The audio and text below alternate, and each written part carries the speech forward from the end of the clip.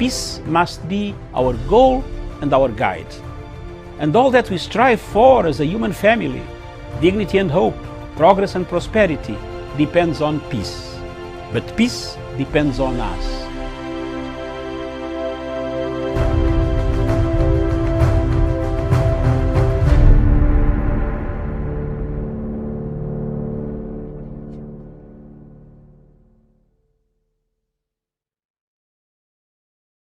My colleagues, the Honorable Amoriat and General Montu, and to further mention that we cannot take so much time overemphasizing on the impunity and lawlessness that we have had to stand the last 2 months.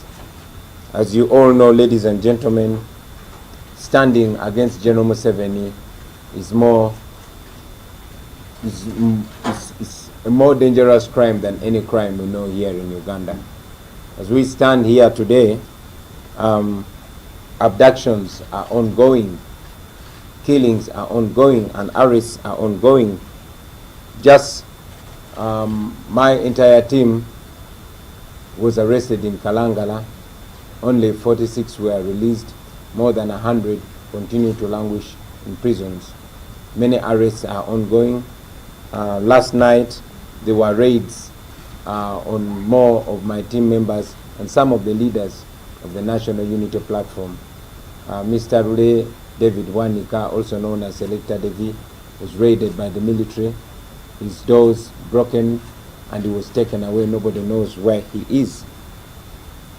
Last night, one of our team members, my driver sometimes and works mainly as a mechanic, One Katerega, was shot by the military and he passed away this morning.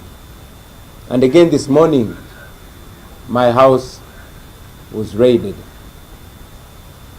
2 of my gardeners were taken away and my security guard was beaten very, very badly.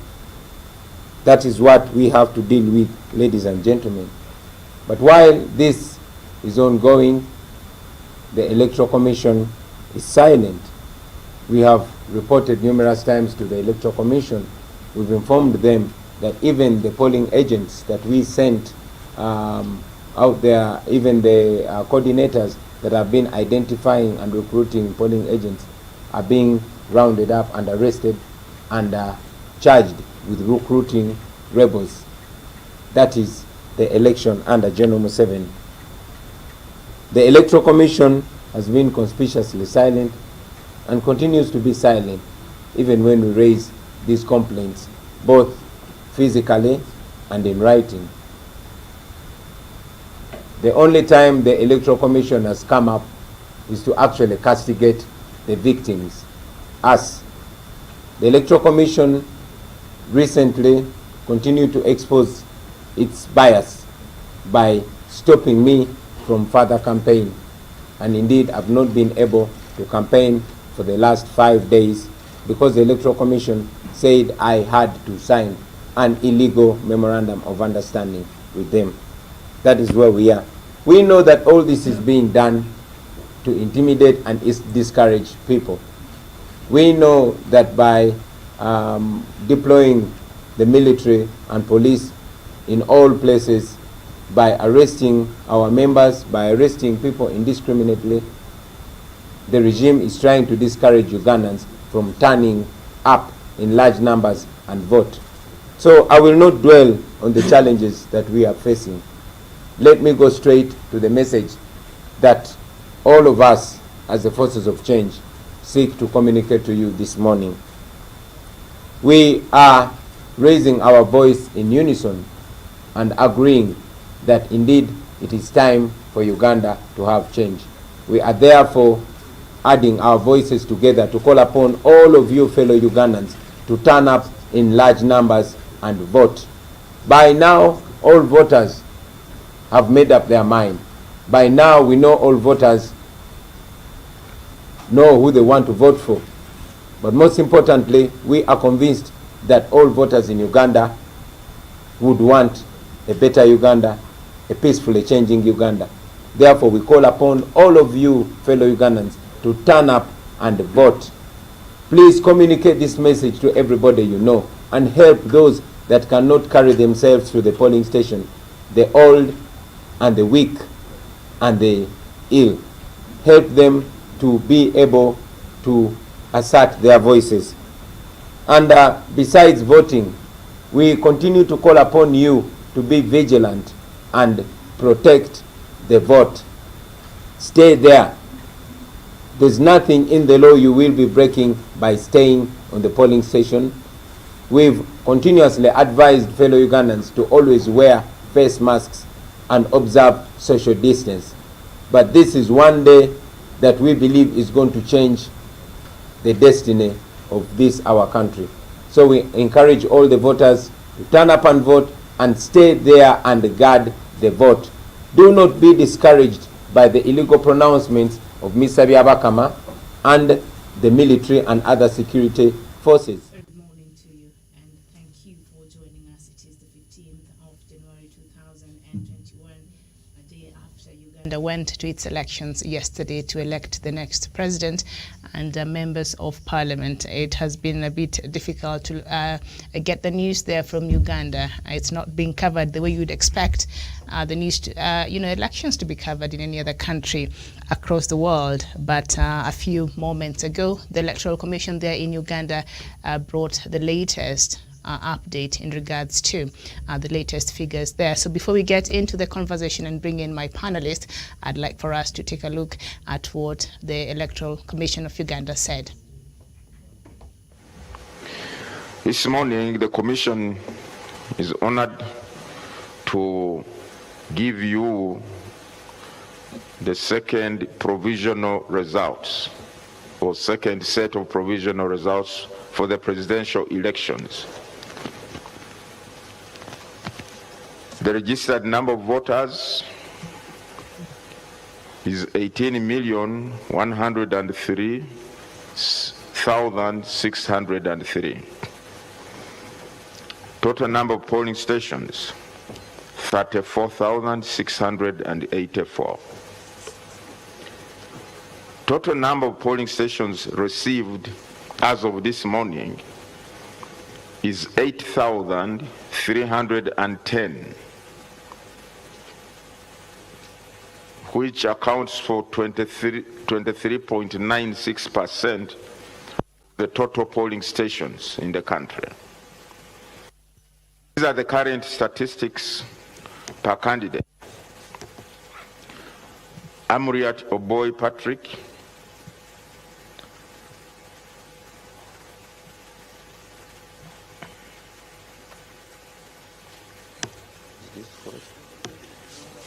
No.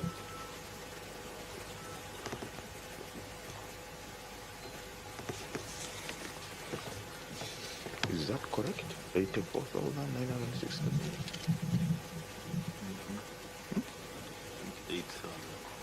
8,000 and what? 496. What?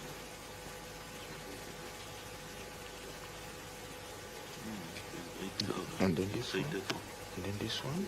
647, 146. But this one, 664. Is this 647, 146? 647,000 votes. Is that correct? Yes. Okay, then this one? 84. 1,969. Okay. Sorry, just sorting out some slight administrative matter. Amriat Oboy Patrick, 84,969 votes, which represents 3.60% of valid votes cast from those polling stations. Kabuleta Kiza Joseph, 15,403, representing 0.65% of the valid votes cast from the 8,310 polling stations. Kalembe Nancy Linda, 12,081, representing 0.51%. Katumba John, 8,886, representing 0.38%. Kyagulanyi Sentam Robert, 647,146, representing 27.39%. Mao Nobat, 15,315, representing 0.65%. Mayambala Willie, 5,135, representing 0.22%. Mugisha Muntu Greg, 16,673, representing 0.71%. Mwesije Fred, 7,160, representing 0.30%. Tumukunde Henry Kakurugu, 13,813, representing 0.58%. Yoweri Museveni Tuhavurwa Kaguta, 1,536,205, representing 65.02%. Valid votes, 2,362,786. Invalid votes, 103,505, representing 4.20% of the total votes cast. Total votes, 2,466,291, representing 13.62% of registered voters. Spoiled votes, 6,372. That is the position as of now. I thank you. Our next brief is on.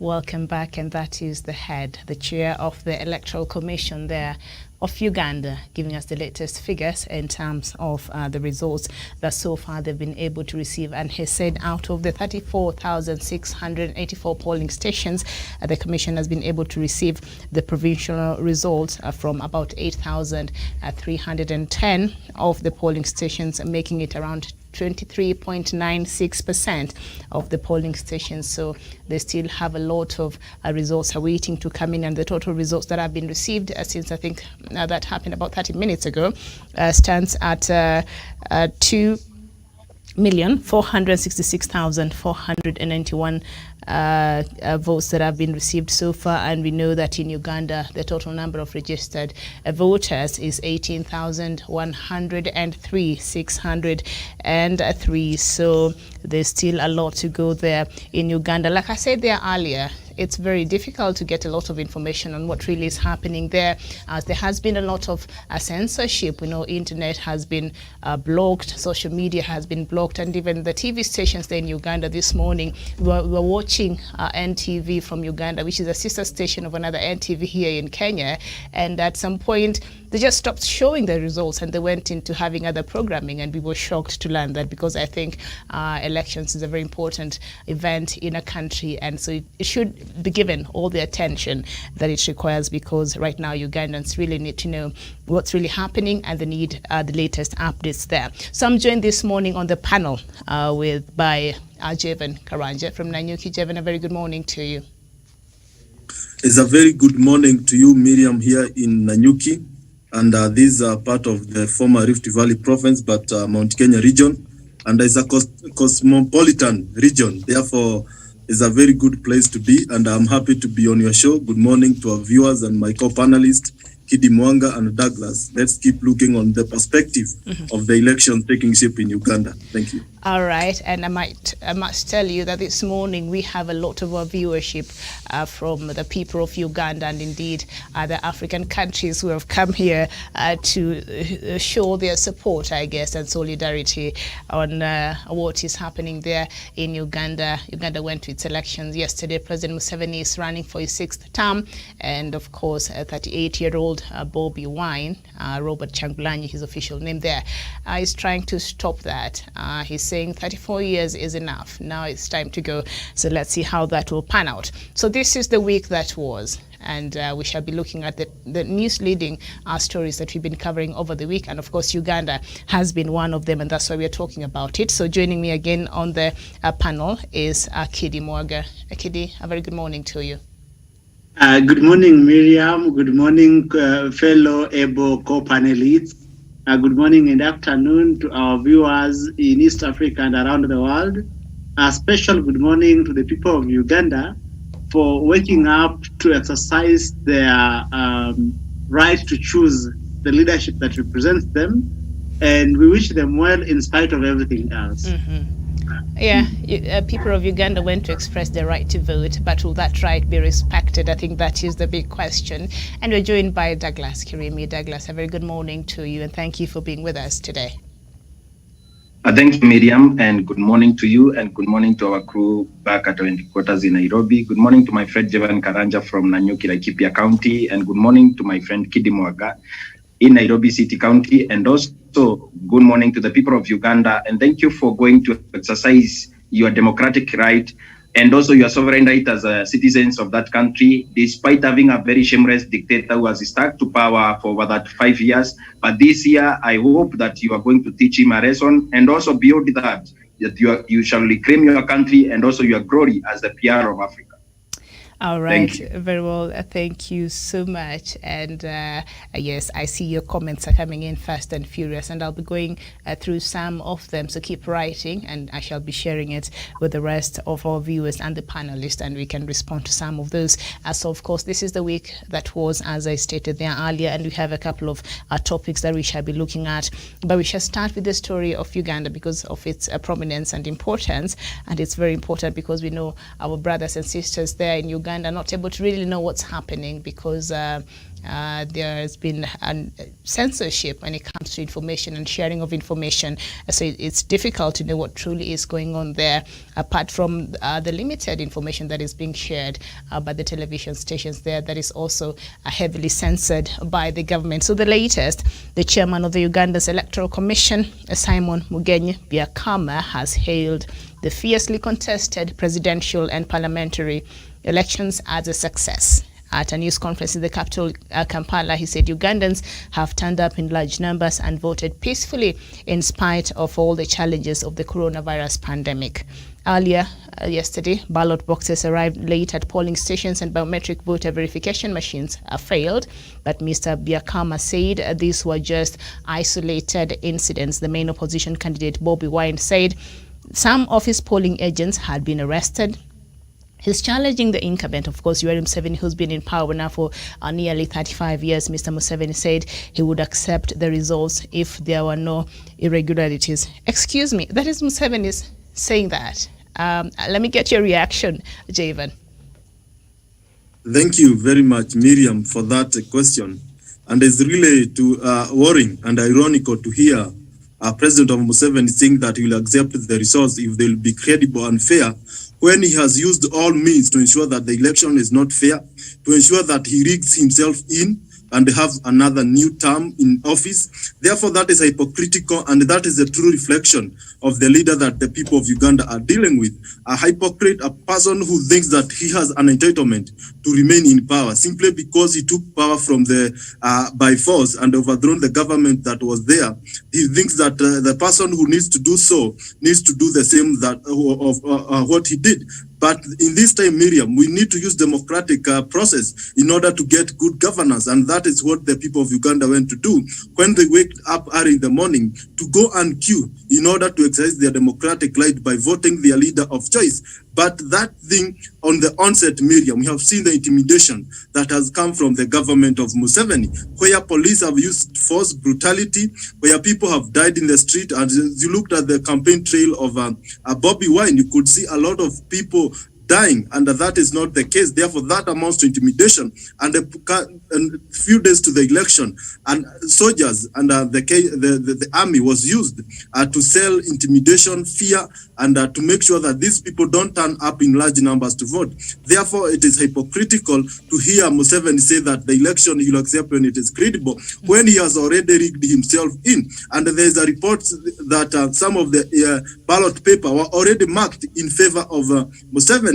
Therefore, this shows a man who thinks that he is the alpha and omega in Uganda, but time has vindicated that the young people in Uganda, the revolution, the people who want a prosperous Uganda, are willing to go for the struggle, to go through the revolution and the liberation of its people to ensure that they have a new regime that will reflect the will of the people and the prosperity of the people. Therefore, that was what was going on. But Miriam, is unfortunately that the will of the people have been diverted in favor of Museveni. Therefore, all agencies and those people who look at these things keenly, and the people of Uganda mostly, they should continue the struggle. They should not relax. They should continue pushing for good, for reforms that will ensure that they have a credible government in the day, that will ensure they have a person of integrity at the helm of the leadership. Therefore, that is something that the people of Uganda should keep on.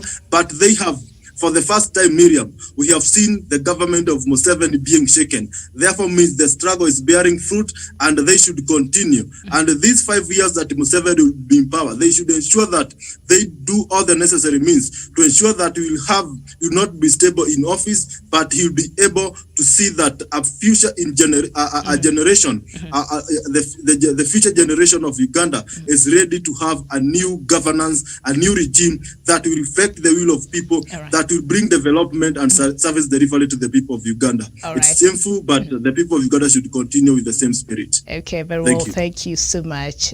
Festus Okumu, you're saying we defeated the old man yesterday, and so you don't understand the results that are being posted. Right now, the only body that has the mandate to give out the official results, provisional results, especially on the presidential results there, is only the Ugandan Electoral Commission. So a while ago, they gave us the latest updates, and those are the figures we are using, because where else are you going to get other figures there? So Paul, Festus Okumu, you'll have to bear with us. So there's a couple of our viewers here who wanted to know exactly how much or how many votes were cast. And I think right now there were 11 candidates, presidential candidates in that election, but I think it has been narrowed down to 2, and that is where there has been a lot of interest. So out of since about 40 minutes ago, the official results, according to the Ugandan Electoral Commission, the total votes that they have been able to tally is at 2,466,491.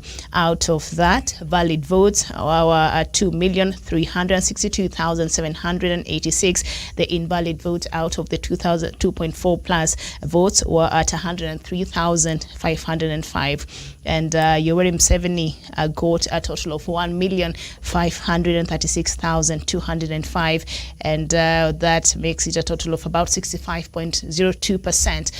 Win of the votes that have already been received, and Bobby Wine garnered around 647,146 votes, giving it a total of about 27.39% of the votes that have been able to be counted and tally. And that is a very small fraction when you look at the number of registered voters there in Uganda, which is at 18,103,603, and that is just about 23.96% of that. So we have to wait and see how this will play out. It's, I think, a bit too early, to raise some glasses, for cheers. So we have to wait and see. So let's just continue with the conversation here.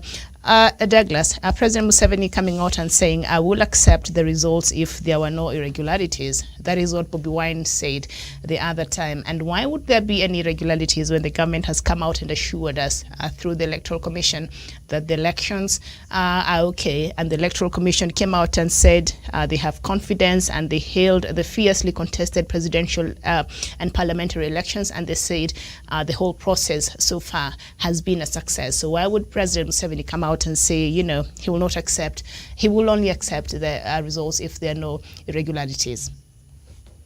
Thank you, Miriam, and thank you for that question. I have done more research, and when you see a military general go on live national television and international media and start claiming that the opposition wants to rig them out and all that, that may not necessarily mean that the general is afraid that people are going to rig him out. Nobody can rig General Museveni out of power, and that has never happened for the last 34 years. What is so different today in 2021?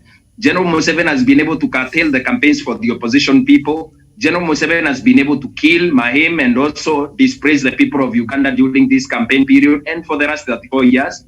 And what is that has changed today so that General Museveni, in his full military regalia, he'll go on national and international television and also start accusing opposition of rigging the Electoral Commission that he has selected the people and placed them there, Electoral Commission that is funded by the government of Yoweri Museveni, and also why would the general in his full military regalia go on rampage on national television and international television and try paint opposition as a people capable of stealing a vote from a government machinery, from a man who has been sitting on the economy of Uganda with reckless abandon? This shows signs of a dying administration. This shows signs of a dying regime. And also, it is a plan by General Museveni for him to leave power peacefully without necessarily causing a lot of drama. General Museveni knows that as of now, he has reached age of diminishing returns as far as the Ugandan presidential politics are concerned. General Museveni can choose to leave in the morning one day, but he cannot leave without a fight. He is a general. So why did he choose all those things? He has been appearing with the military regalia and also saying opposition people should stop intimidating his own supporters, which is the government, with a military which has over 4 million people, with a national police force, and every other organ of government is working for Museveni. Museveni is not any other president. He has full control of his country. Why is he doing those things? Those are signs of Museveni, which is, according to my uneducated guess, of him trying to relinquish power peacefully without anyone asking him a lot of questions, and also saying that the dictator was defeated in a ballot. Remember, he has committed a lot of crimes against humanity for the last 34 years. So I tend to believe that this is a way of Museveni trying to leave power peacefully, and this is according to my uneducated guess, Miriam. Okay, very well. And I see a lot of you, especially from Uganda, you're wondering, are these really the results that, the official results? Yes, those are the results according to the Ugandan Electoral Commission. And that means you play already doubting the authenticity of what the Electoral Commission has announced there, because with the curtailing of the internet, and all social media sites, I think it has been very difficult to share information. So perhaps you know something that we don't know. What really happened there? What were the results from the polling stations? You can share with us, and I can go through that. But as it is now, Mariam Suleiman, you're wondering, how comes are these results authentic? Well, according to the Electoral Commission of Uganda, that is what they have so far, but only from a very small fraction of that. So there's still a lot of counting going on there in Uganda. Kidimwaga, President Museveni coming out and saying he would only accept the results if there were no irregularities. What is he setting the stage for?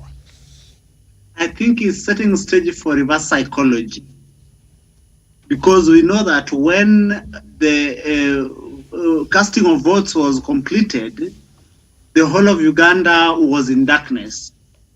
And therefore, one thing that communicates to, especially with his control of the military and control of the Electoral Commission and censoring of the media and shutting down the internet, in our estimation, it means that, one, he was making sure that he had sufficient time for manipulation of the electoral process and the electoral infrastructure. A lot of manipulation of the vote usually takes place during transmission. And therefore, usually the manipulation takes place in regards to the turnout, so that a computation is done on how many people have turned out. So when that has been determined, then an algorithm is then determined, so that during transmission, when that algorithm is set, it makes sure that the person in whose favor that algorithm is set is therefore able to maintain a certain consistent lead over and over. One of the electoral experts and observers in Uganda and across Africa, Dr. Matsanga, this morning put up on his wall that the manipulation that Museveni has done, the shutting down of the internet, the shutting down of electricity in Uganda, was in part a wider scheme of the incumbent to make sure that he has manipulated the elections to his favor. So in my estimation, what Museveni was setting us up to is what I would call reverse psychology. Okay, thank you. Very well, and indeed we are joined by the Pan-Africanist himself, Dr. David Matsanga. Doctor, very good morning to you. Good morning, Miriam. Good morning, all of you. Good morning, wherever you are in Africa. All the listeners, thank you very much. The panel, thank you very much, Miriam. And thank you. As I predicted, I told you that this guy will just cheat the election. This guy will the numbers had already been ticked. But there is something that I want to bring to you this morning. I want to thank my people of Mbale district for overwhelmingly defending my father's grave. One thing that I swore is never Museveni to rule my father's grave. And I want to announce it here publicly to the whole world that as long as I'm alive, that grave will always remain in opposition. And thank you very much, John Baptist Nambeshe. Thank you very much, Dixon Matsanga. My cousin, I told you, don't try it. You see the number of votes which you got when I have not said. It is my voice. I'm 10,000 miles away, but my district roars. So the only one, Miriam, that has colored red, red in the, not the only one, the whole of Mbale is colored red. My sister, Agnes Nandutu, thank you. You know, the blood is in with us. We are the ruling people there. We have swept the place. We are now. Now we've imagined hapana mbili kubwa. Wewe ona 2026 kama huko na kuja mimi mwenyewe. Mungu atanisaidia. Everybody is saying that. Did you hear that? Miriam, you don't know. You should be very happy, lady. Everybody is saying, I wish this guy came before this man. And I told you that if I speak more, NTV Uganda yesterday was almost going to be shut down. Because they said this guy, who? Then they told the NTV Kenya, that who, how did this man come to? You see, because people said, bring that guy again to talk about the malpractices as Mr. Mwaga is saying. How can you have registered voters 520? Then the voters at the polling station are 920. Where did the 400 come from? You look at that. And these are happening in the constituencies of NRM only. Not Chagulanyi. Chagulanyi's constituencies. Chagulanyi has swept the whole Kampala is red. Has swept the whole of Wakiso. Has swept. If he had not stopped this boy, if he had not blocked us from campaigning in the 13th district, if he had not brought the army, Leo ilikuwa moto. But don't give up, young man. Don't give up. Don't go violent. We shall gain about 36 to 38%. I've already seen the projection. I've seen the projection now with my master satellite, which he cannot overrun. Rubbish. Yeah. We have already seen where to go. Huyu mtu, if East Africans don't stand up, we shall have Shaka Zulu in the area. Well, Shaka Zulu fought for his people. He was different, but yes, this one here. At least Shaka Zulu yes. fought for his people, defended. But later on, he turned out and killed so many other men like Lobungula, and they came as far as Tanzania, killing the Wahehe kings. You know, if we are not careful, we might have a problem. But that is not a problem. The only thing that I want to ask Miriam this morning is Ugandans to be peaceful. Is to document for me is Bob Wine, Besije, Mutumukunde, Mugisha, Katumba, the lady Kabere. All this document the atrocities. We are going to take the war further than that. Quietly, peacefully, through international jurisprudence. Is that very good English for Museveni to understand? So that we sort out the mess. You see, it is very easy to isolate a man and then make the kingdom crumble. You remember what people did to Mugabe. Mugabe was isolated from traveling anywhere until his own generals said, why are you making us even not to travel? We are not the ones eating this money. Unaona Miriam, what happened next, you know what to follow the next. So there is still the Supreme Court. I doubt whether they will help us, because Justice Ndolo is always Ndolo. He is my friend, but I am not sure whether he can give us a verdict. They will say, although there were skirmishes and this violence, the overall election was well conducted. That is the trouble we have. Miriam, I just came to follow you, and you asked some of the hard questions. Doctor, let me ask you a question here, because the Uganda's Electoral Commission on Thursday night assured that transmission of election results to the National Tally Center is ongoing despite a nationwide internet shutdown in the country. The Commission's head, Simon Byakama, said they are using an internal mechanism to transmit the results but did not offer any details. So this internal mechanism, what do you think this could be? If the internet... The internal mechanism, we have already taken pictures of their internal mechanism. You see what they have used is the satellite hinged in South Africa and Paris. So I just a minute. All right. As Mary. All right. As a doctor.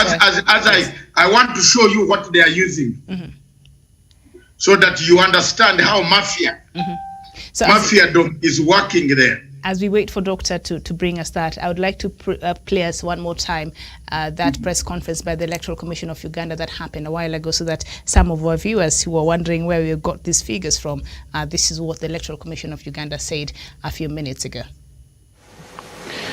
This morning, the Commission is honored to give you the second provisional results, or second set of provisional results for the presidential elections.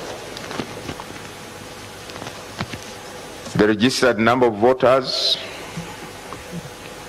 is 18,103,3 8,603.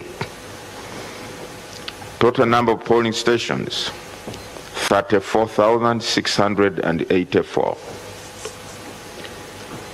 Total number of polling stations received as of this morning is 8,310,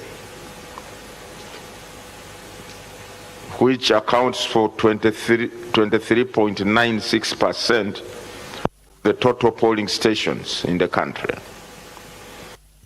These are the current statistics per candidate. Amuriat Oboy Patrick,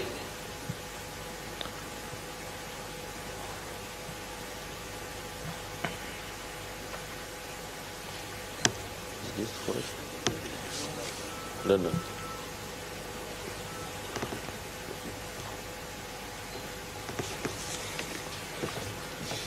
Is that correct? 84,960.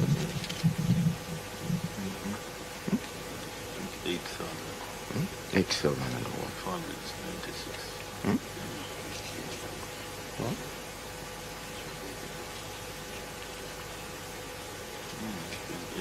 And then this one. And then this one. 647, 146. But this one, 664. Is this 647, 146? 647,000 votes. Is that correct? Yes. Okay, then this one? 84. 1,969. Okay. Sorry, just sorting out some slight administrative matter. Amriat Oboy Patrick, 84,969 votes, which represents 3.60% of valid votes cast from those polling stations. Kabuleta Kiza Joseph, 15,403, representing 0.65% of the valid votes cast from the 8,310 polling stations. Kalembe Nancy Linda, 12,081, representing 0.51%. Katumba John, 8,886, representing 0.38%.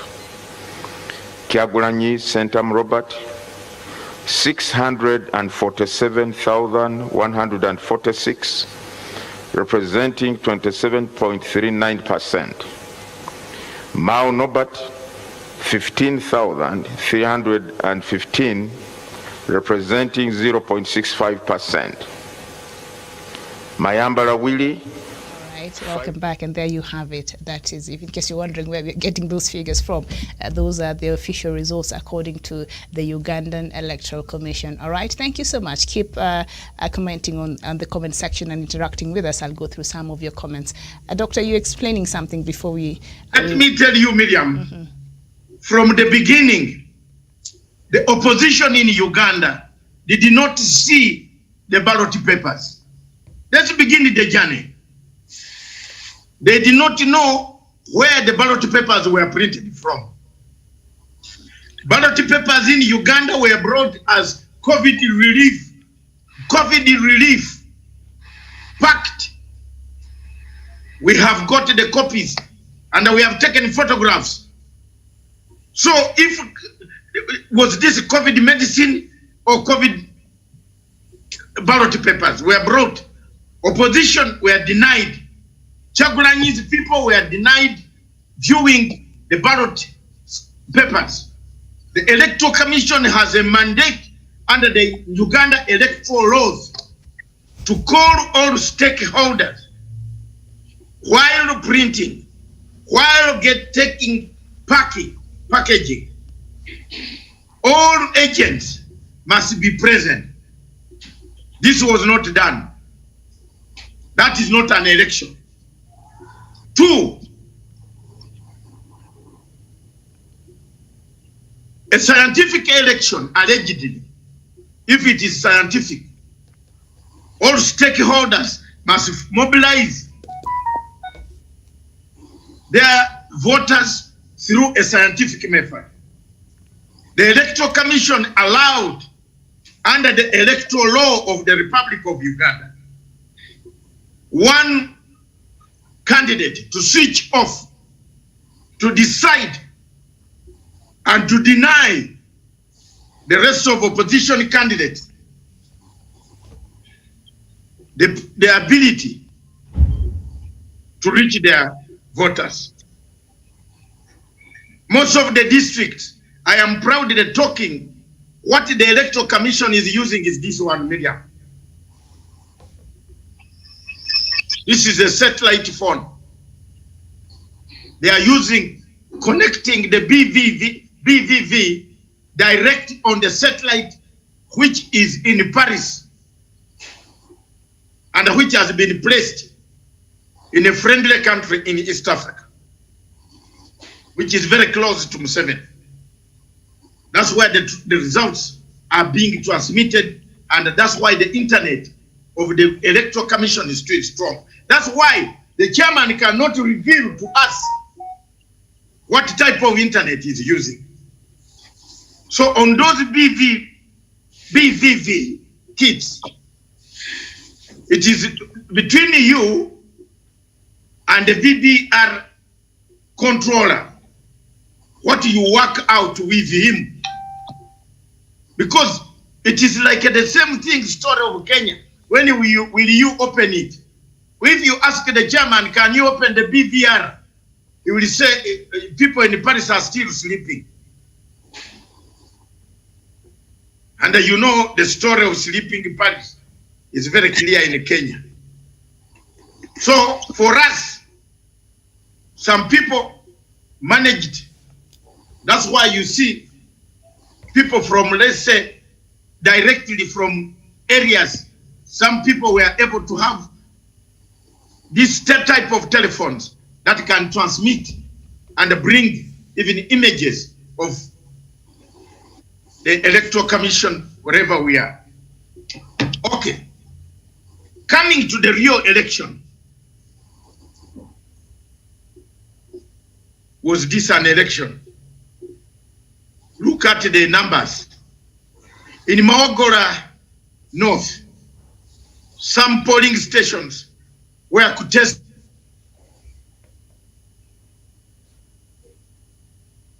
Very well. Seems to be having a signal problem there from the political command center there where Dr. David Matanga is. But once we're able to reconnect back to him, we shall do that. Javan, the same question I asked Dr. The Electoral Commission, of course, came out and they've given their results, and they're saying, of course, the internet is not there, but the Electoral Commission head, Simon Biakama, said they are using an internal mechanism to transmit the results, but did not offer any details. I think for the sake of inspiring confidence, public confidence, there has to be some level of transparency so people know that whichever way the vote goes, but they're confident in the whole process. So how they're transmitting the elections, they will not say. The internet is not there, and we know people are blocked from going to the polling stations using their phone or using their phone cameras and things like that, and a couple of people were arrested yesterday. So obviously this is already a bad position to start with there, Javan. Thank you very much, Miriam, for that question. And as Doctor was explaining, you could see that a lot of mispractices were put in place in the election in Uganda, malice and miscellaneous means to ensure that Museveni rigs himself into power. And Miriam, election transmission should be something that is made public. It's something that should not be done in a boardroom or an internal mechanism. This is something that should be on the national televisions, should be transmitted through the party agents, whether they want to share it through their social media platforms. This is something that should not be hidden, because when you hide such credential information, such important information from the people, that means that something bad is cooking, that the will of the people is being diverted, that the election will not reflect the will of the people. That is why they have to hide in a boardroom so that they can cook things, so that they can cook some arithmetic, some figures, so that they ensure that Museveni remains in power. Therefore, that shows they are not capable, and they feared the opposition, and that is why they have to switch off internet. They have to intimidate voters and the electorate in Uganda, so that they ensure they rig themselves into possession of power. That is something that is uncalled for. And Miriam, when you switch off the internet, we know the power of the social media in this digital era that you are living in is something that transmits information in a quick sensation. Therefore, that is something that the people of Uganda are being denied. They are in dark. They don't know what is happening. And sometimes, even you see our viewers, when they see you reading some of these provincial results, they are wondering where you are getting them from, because they don't know, because this information are being read from a boardroom. This is a bad precedent that is happening in the African continent, especially in the 21st century, where people are denying a right for information, a right to access. Miriam, we know there's some information that are supposed to be denied to the public, especially that surround the security of a nation, or that are held by the army or such a institution, that they have credential information that, if exposed to the public, can be used by the external forces or an enemy to raid a country. But in this case, an election is something that should not be hidden to the public. It's something that should be subjected to public scrutiny, so that people knows when things are going bad. Miriam, not only that, the agents to the party, to the opposition, were being denied accreditation to access polling station. Therefore, a lot of malpractices has happened in the people of Uganda, and that is why they have to hide this information, and they use internal mechanism. Miriam, this internal mechanism, the opposition didn't sign or have their permission given in order to use this internal mechanism. They were put in dark. Therefore, they don't know what is happening. And if the whole country was to use an internal mechanism or such kind of information, they could have called all the stakeholders in table, so that they agree on which is the best mechanism to be used to deliver these results. Therefore, when you see these kind of things happening, this means that the government of the day won't remain in power using all means, even when it comes to intimidating voters, cooking some election results. This is something that is uncalled for, and the people of Uganda, Miriam, should not relax. They should continue with the struggle, because for the first time, the struggle is taking momentum, and these things are going to change if they keep the spirit on. Okay. I remember sometimes back in Kenya in early 1990s, we had the same problem, where we had one-party democracy, and people went on the street, the professional, the media, and everybody, and we were able to repeal our constitution, the section 2 of our constitution that allowed the multi-party democracy. Therefore, they should know that this is something that have beared fruit in other countries, and they are not unique. They can as well bear fruits in their country. All right. Thank you. Very well. Thank you so much, Jevan Karanja. Very well said there. Douglas, the Electoral Commission chairman, they are coming out and saying that they are using an internal mechanism to transmit the results, but they did not offer any details. So I'm assuming at this point, even the opposition do not understand how these results are being transmitted, from everything else withholding. And so this obviously has really planted some seeds of doubt there. Yes, and I hope the opposition in Uganda, including Bobi Wine, I think Bobi Wine is not also experienced in politics. They should have boycotted that election and left Kangata to go against Museveni and also go against Yoweri, because those are three people who are running in that election. One of them might win. Either Yoweri will win, either Kangata will win, or Museveni himself will win. But at the end of the day, if those three people don't win that election, there is nothing else, nobody else that is going to win that election, because the Electoral Commission of Uganda and also the government were determined to steal that election from the first day. But as the days go by, that's why we have seen more police force, and also the army has been used against Bobi Wine for the last 2 months to the campaign. Because General Museveni did not expect the younger constituency of voters who are supporting Bobi Wine to continue with the defiance and all manner of resistance that they have shown the NRM and also General Museveni himself. So I think the Electoral Commission of Uganda psychologically was prepared, rigging in General Museveni, and also General Museveni himself was prepared, but he had his own doubts after 2 months now. That is when we have seen him killing so many people.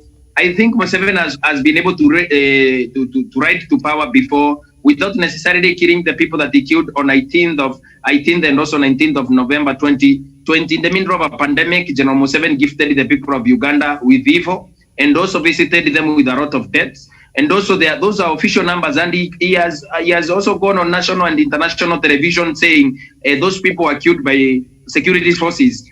A president that acknowledges that they are killing their own people, a president that agrees that he is a stifling of opposition, a dictator that agrees that the people of Uganda don't matter in this case, a dictator that has treated Uganda for the last 35 years as his own property, a dictator that is hell-bent staying in power. But also, we have seen the government of General Museveni being shaken. Like I've said before, in full military regalia, there is no general that is allowed to show any form of weakness. General Museveni has covertly shown that, and also that was not meant to show anything, because a general is a general.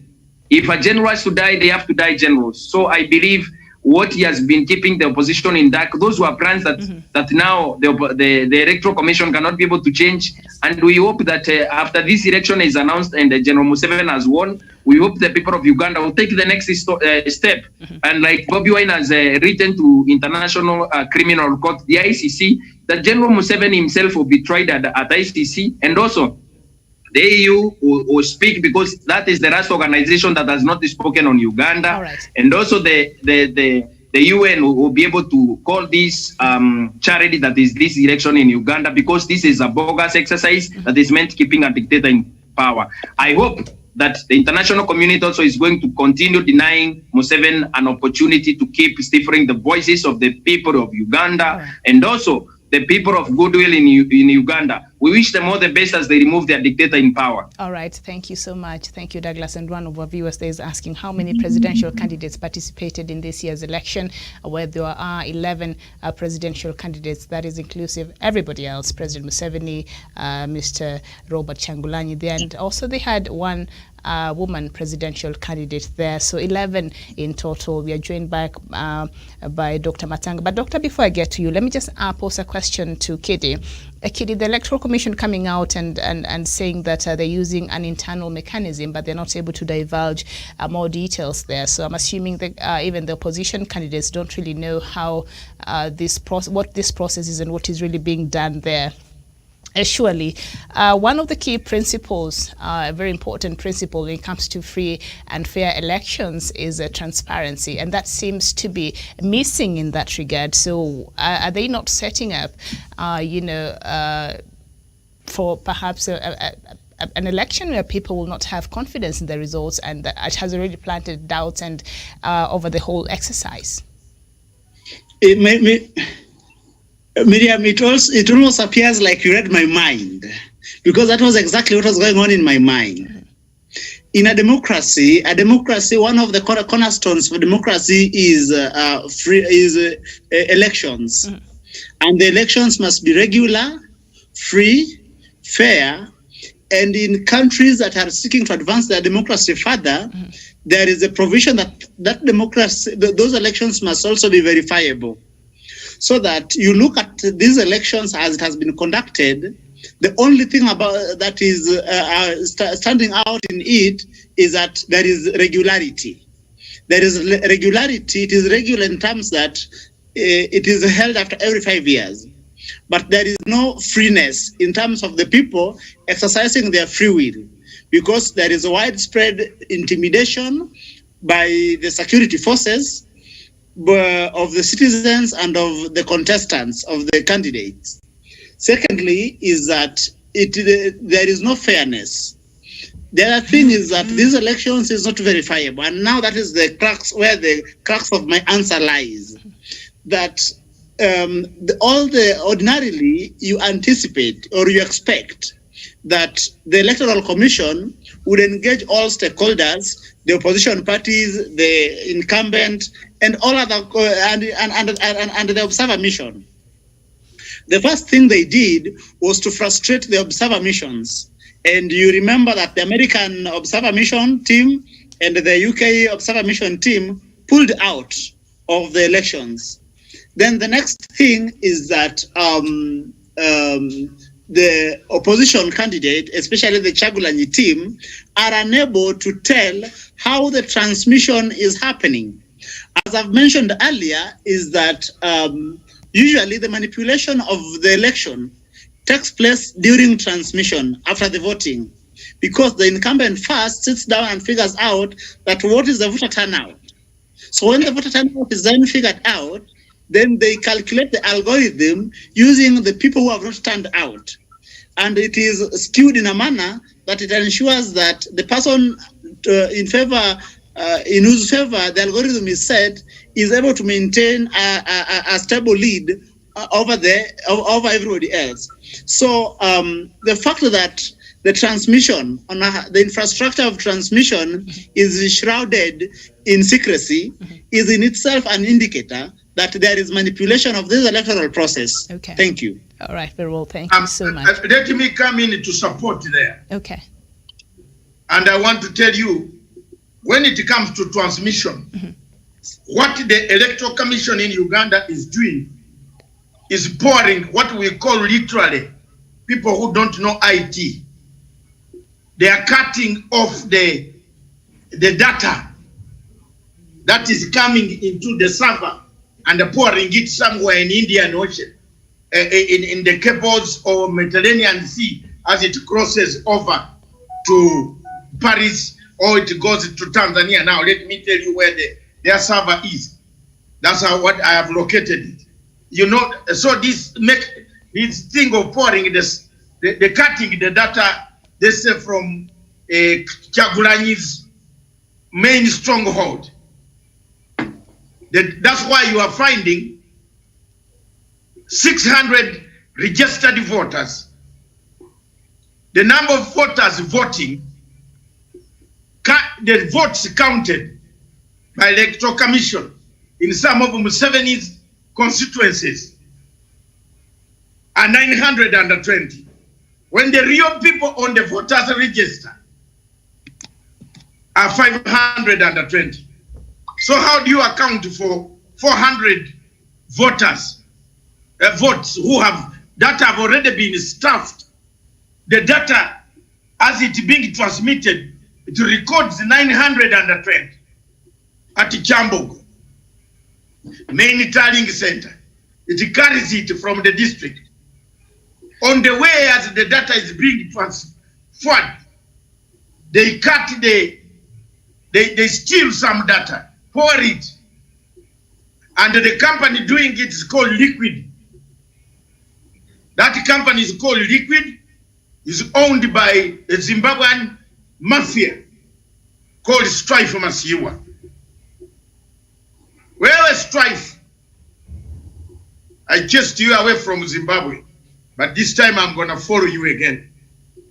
Your company Liquid is the one providing this theft and the operations in the Indian Ocean.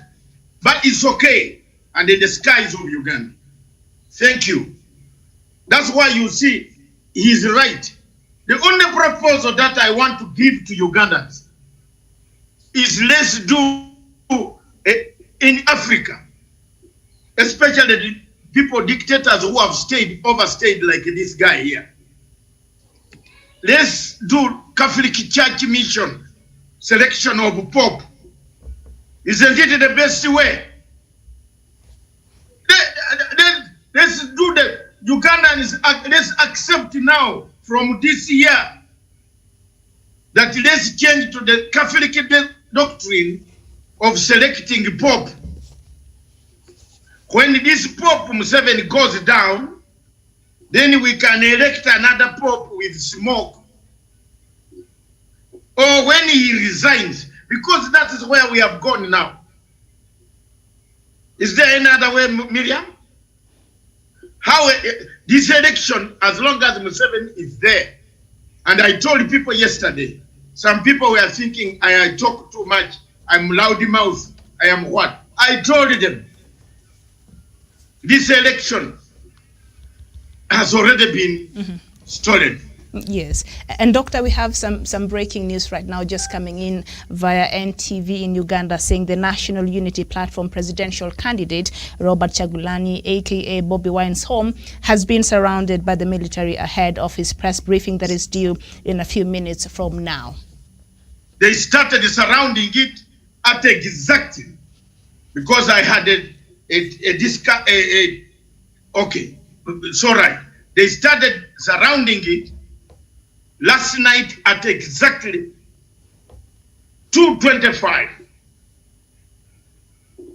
I was thinking to waone, you do something on him.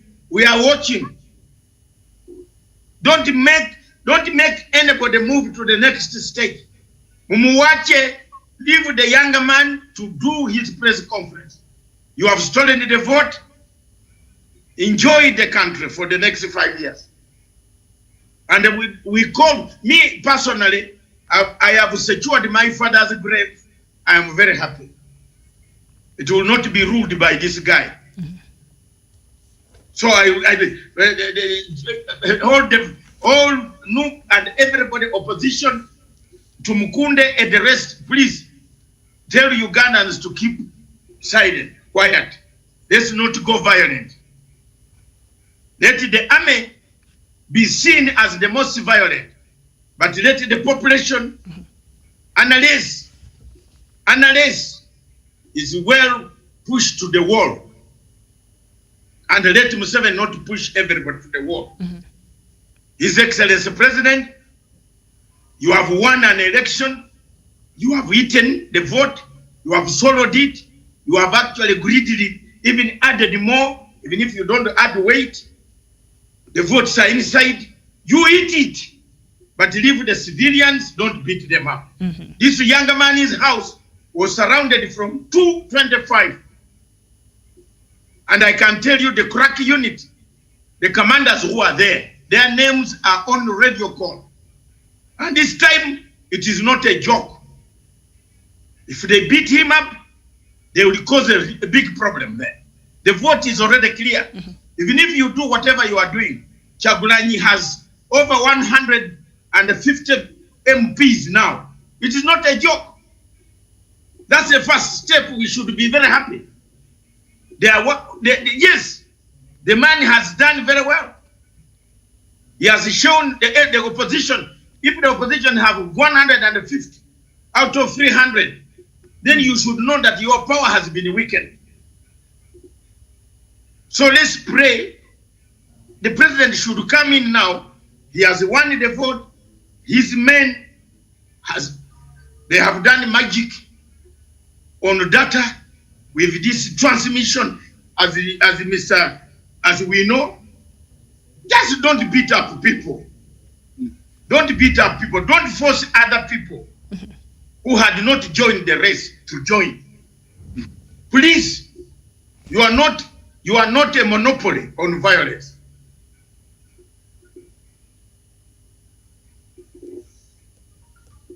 Wachana msipige mtoto huyu.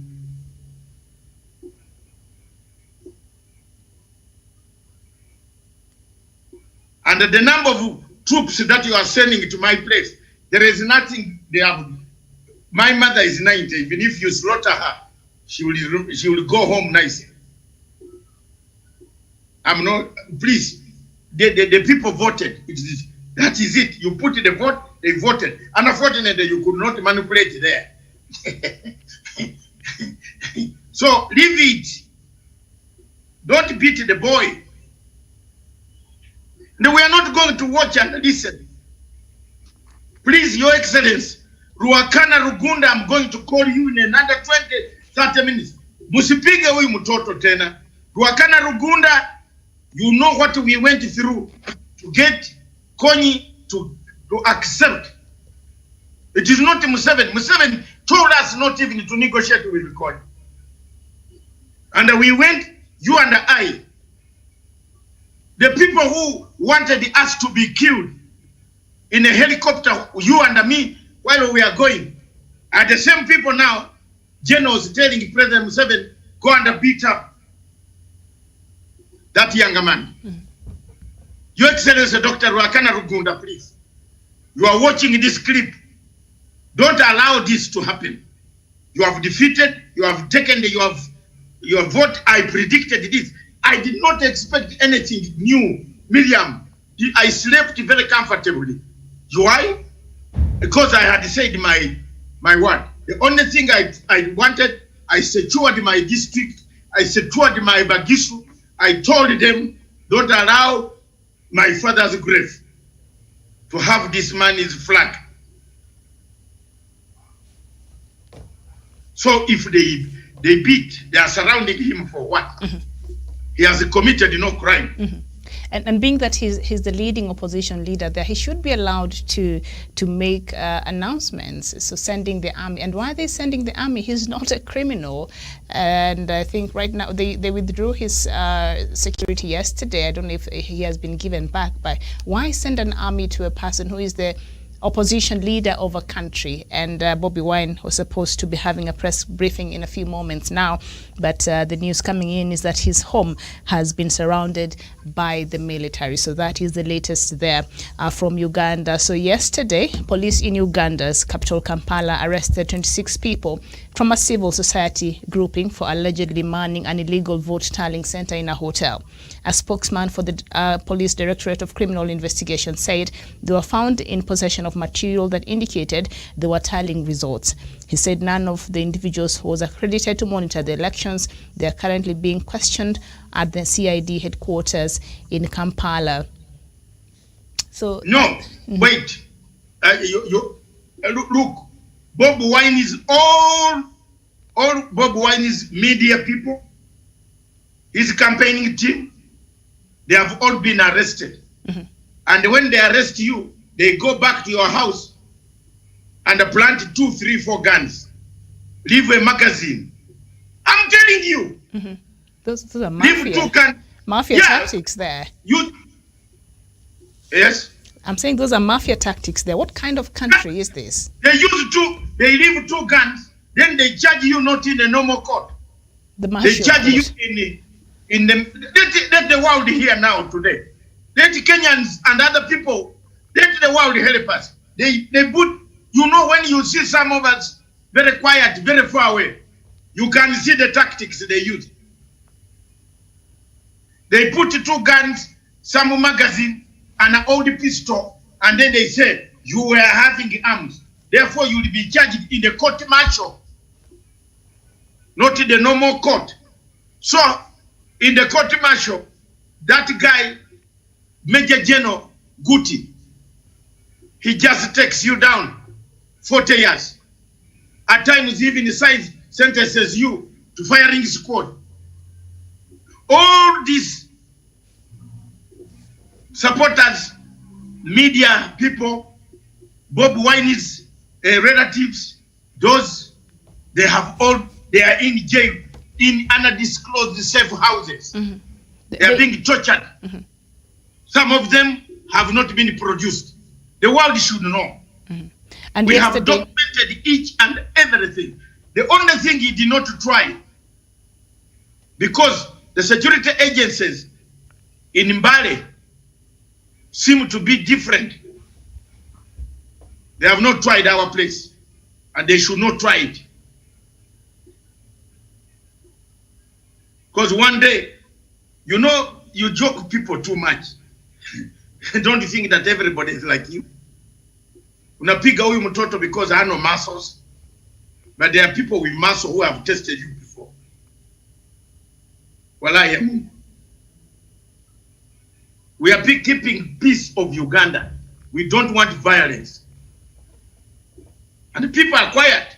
People have admitted they are listening to themselves. Now, if you go to surround that boy's home, you want to arrest him, you will spark a violence.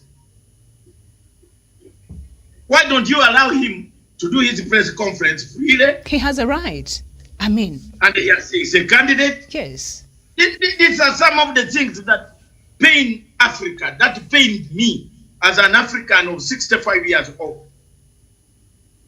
And people telling me I should go and insist. I have produced the Nambeshes who can see dangle this guy. The guy went there and they danced with him. So why should I go? It means I'm the most. Yes, you see my brothers are dancing with this hyena. They finished him. What about myself? I will come one day. Musijali. But we now document tuende naye. Haki ya Mungu. Na brother yake hiyo hawezi pita pande hii. Kupita pande hii ya Europe itakuwa ngumu. Let's see how they will conduct the business. Ndio muibe kura. Muibe. Na sisi tuko na marafiki miaka 36. Warafiki Ulayani tuko nao. Wacha leo tutaona wewe. Mnaiba kura muibe huko. You still the vote there, Jamen. But this time we shall battle this side. First of all, they don't even, they only do business between Kenya and Uganda. Some of them. Their flight, the nearest flight is Nairobi and Entebbe. Well, yuko moja that is a minister of foreign affairs, huyo Kutesa. 0. Mwizi. He has stolen the whole country. Entebbe airport, every business is there. Wacha tutoboe sasa. What have they done for people? Anaiba na New York. He was talking in the office of United Nations General Assembly. FBI recorded when he was receiving $500,000 bribe. The man who received the money, who gave him the money, has been jailed. I think he has completed his term, if I'm not wrong. No, he wanted to appeal, and the judge even increased more. The term, okay. And and that person is Sam Kutesa. I offer Kutesa a free ticket for Uganda.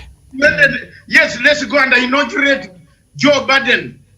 Free ticket on 20th. I will pay for it. Mr. Kutesa, can we fly? Wewe nyenye mnachezea watu. The daughter is beating people. Kutesa's daughter has become a man because he is married to Museveni's son. How do you marry your daughter in order to get a ministry? Oh, hawa na mimi no. Musipige watoto hii. You have defeated them, don't beat them, Jamen. Don't beat them. Ugandans are quiet. Nobody is demonstrating.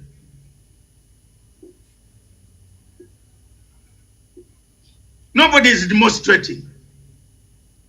Now they want to create a demonstration. If you touch Bob Wine now, demonstration, mutaua wangapi? Let them leave him. That's the position, Miriam. Right, thank you so much, Javan. The news that we just received here right now that the military in Uganda have surrounded Bobby Wine while he was getting ready to issue a press conference. What's your reaction to that?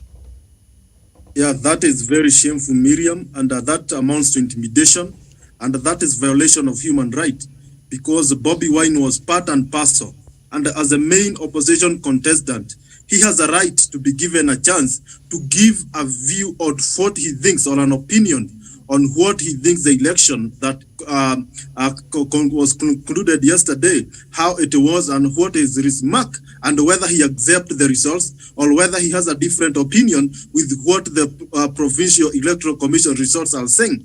Therefore, that is something that is not good at all and is shameful. And even Museveni himself should be ashamed of himself, because Bobby Wine is like his grandson. And that is not good even in our African tradition, to intimidate someone who should be calling you a grandfather. Therefore, that is shameful. And Miriam, we have seen Museveni using force, using all means to ensure that he secures this position.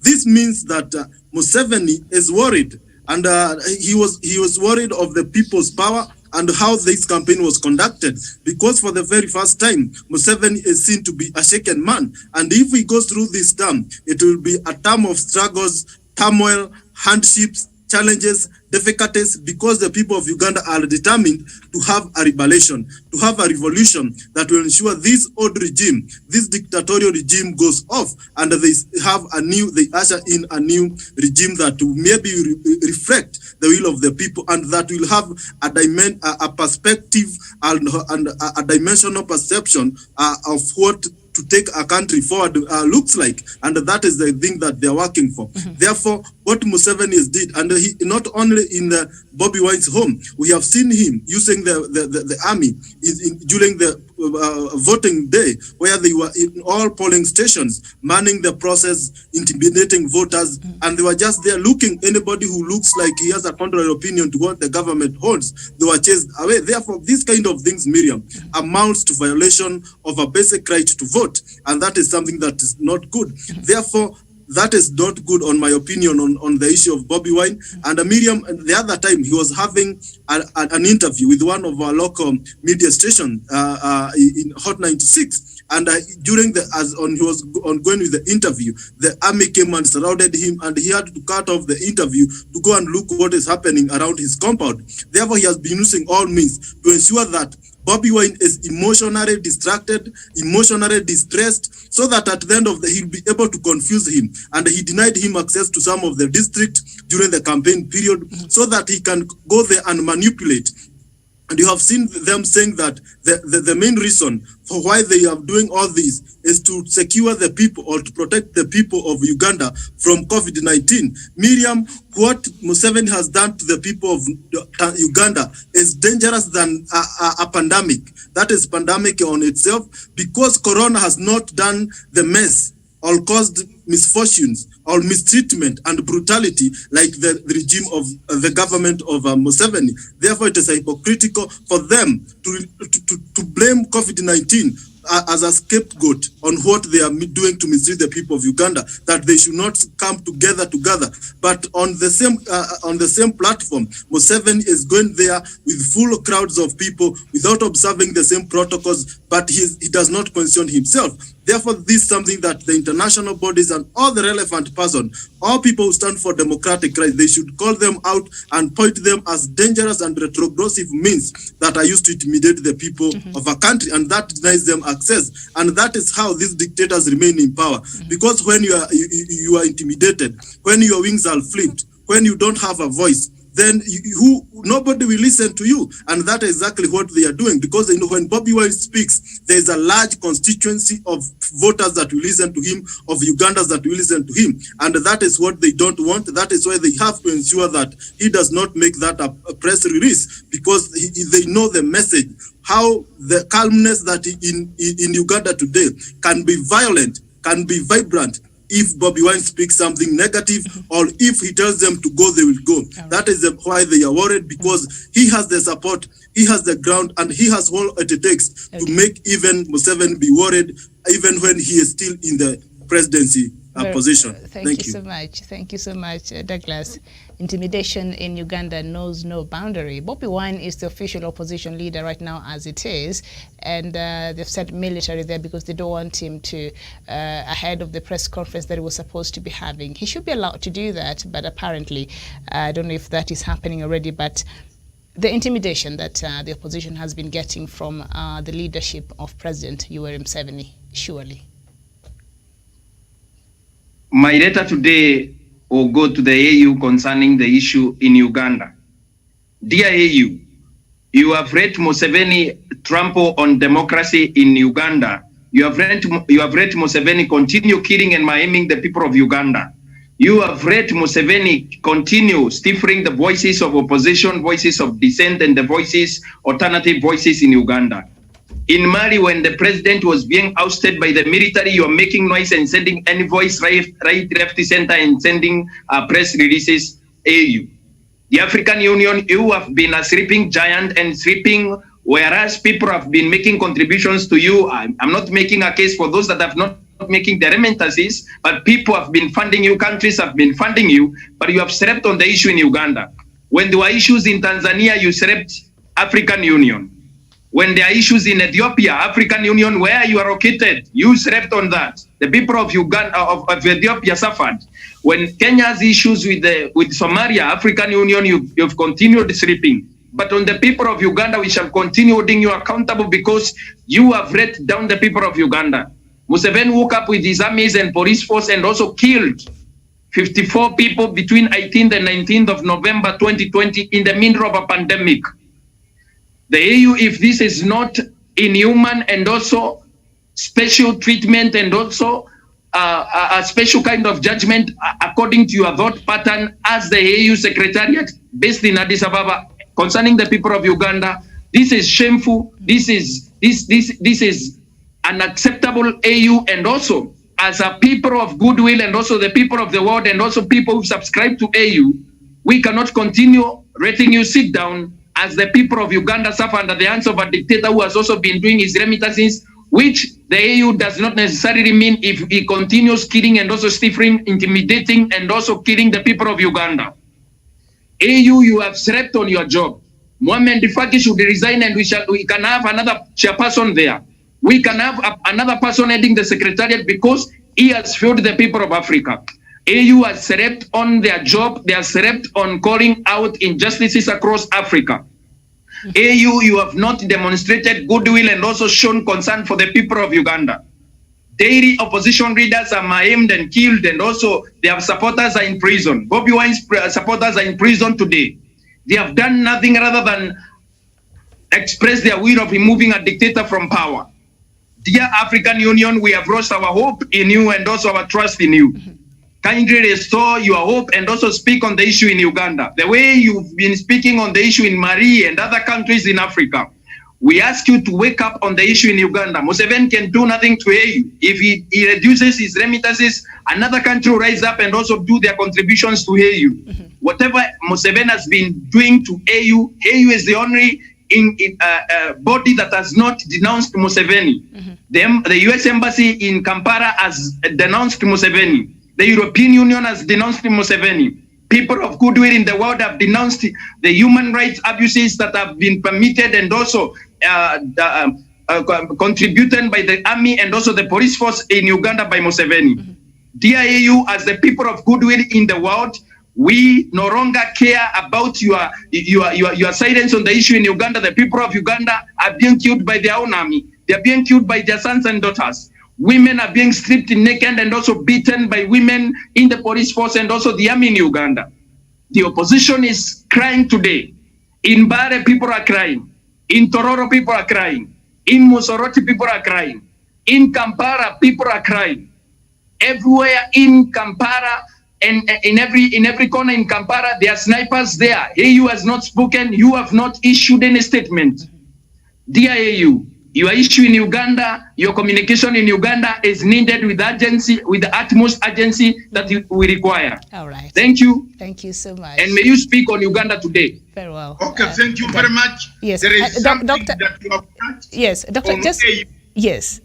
Just before you come in, earlier on, the breaking news was police is surrounding the house of Bobby Wine, the military was surrounding, but the latest also is that NRM presidential flag bearer, that is the incumbent President Yoweri Museveni, will tonight at 8 p.m. address the media on a number of things amidst the tallying of the presidential votes. So President Museveni is allowed to do that, but if Bobby Wine wants to do that, that is a criminal offense. He can address, he can even make 2 million addresses in his language. At least I've secured my father's grave. You will not go there again. So there is one thing that I want to tell you, Miriam. Douglas has touched something very important on African Union. Now, can I give you a bombshell? The African Union, with all its money, only sent a small technical team. Let me read. This is from the intelligence from the AU itself. It has just been sent to me. It's here. Don't think it's here now. They have just sent it to me. Someone is watching us from AU headquarters. He said, The AU only fielded a small technical mission led by the Commissioner for Political Affairs, His Excellency Semate Sesiomo. Mission left on Tuesday. Jamen, listen to me. This is the AU we pay money. It left on Tuesday. Yet a mission is supposed to be there 2 weeks to observe. It only left on Tuesday, and the most shocking thing is good, Douglas. Thank you very much. You mission left on Tuesday, few hours to elections. You know they were there on Saturday, then they left at night. 2 hours, few hours to election. Imagine, even they can't communicate. Even when we managed, this person is in Addis Ababa. He managed to surrender the Safaricom number. You know, when you are with Safaricom number in Uganda, it can work when it is on postpaid,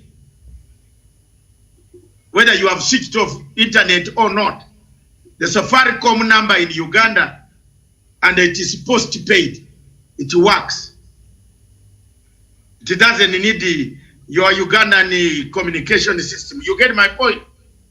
If you have a friend, a number from Britain, and you're roaming, so it works. So this is a person, intelligence from the chairman of AU, chairperson, has just sent it to me. He said, "You people, we are doing a very good job of exposing AU." They even ran away on Tuesday, and they left us to die. As you speak now, there is no report they can write. They left. And the point you are making, Mr. Mahamat Faki is a French-controlled surrogate. He's a member of the French intelligence. How can he keep your vote? How? Didn't I tell you that I will never go to Ethiopia until that man leaves Ethiopia? Until he leaves AU. You know, some of you people don't see how some of our actions bring people down. I told you that man will never function. He can function in his bedroom and the wife, but not in AU. I've frustrated him. He tried to please Kenyans by giving Raila a job, but he's a French operative working in AU. Now they have teamed up with another Mafikizolo from South Africa. While you are talking about Uganda, the events in South Africa, Miriam, I think on your dispatches, you have been seeing what is happening in South Africa. Very embarrassing. The people who ate the money from Bill Gates to sell the vaccine. Have you seen the scandal down there? So what type of leaders are we having in this country? In Africa? What type of leaders are these? Kutesa is stealing money, bribed, and they brought $2 million. This one in South Africa is stealing money from Bill Gates. And this one in AU is getting pocket money for his election to go back and fight Idris. By the way, there is a war in Chad, you are aware. It has broken out. And don't forget, this is Africa. Another thing that has made this Bazungu get more annoyed and everybody get upset and the world get upset. If it was not for this stupid Trump to make these mistakes, this is now the time to squeeze this guy who had 5 cows, now he has 500,000 long-horned cows.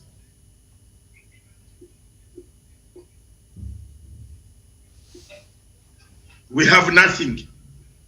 And a pond of, a farm of crocodiles. How do you rear 600 crocodiles? Huh? What type of food do they eat every day?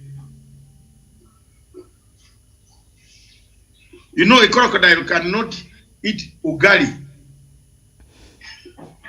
because ugali cannot stay in the water. So a crocodile looks for people like Douglas Kirimi and a Karanja.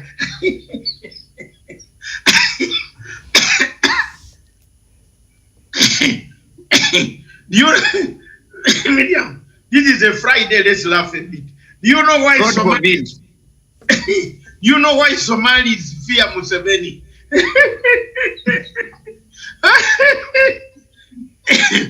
This is Farimajo. Farimajo went for a state visit. And he was called to go to meet the president at his ranch. So the president took him around because he saw the ranch. I am telling you, these are facts. Ugandans who are watching me know these things. Then I said, he took them. You know, I'm laughing so that my people don't get annoyed. Because when they get annoyed, the Matanga people, there are many. There are millions, if you didn't know, my dear brother and sister. Especially in your rural land, the beauty, that beauty there. There are many looking at me as I speak now. And I told them, let's do peace. Now, Farimajo was taken around the ranch. And I was shown that inside here, there are 600 crocodiles. So in a joking manner, His Excellency the President said, if you had given me chance to grow some types of ponds in Mogadishu, we would have finished Al-Shabaab.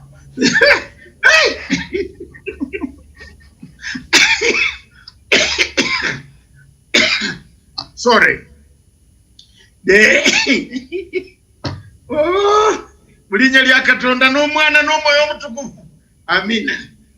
What happened? Farimajo went back to Kampala, a Serena Hotel, and then he called, he said, there is an emergency in Mogadishu. He would like to fly tonight. He cut short his visit. Mm-hmm. Because the man sat down in his hotel and said, it might be him tonight visiting this ranch. It was a very clear indication. So this is the type of life we Ugandans have gone through. And this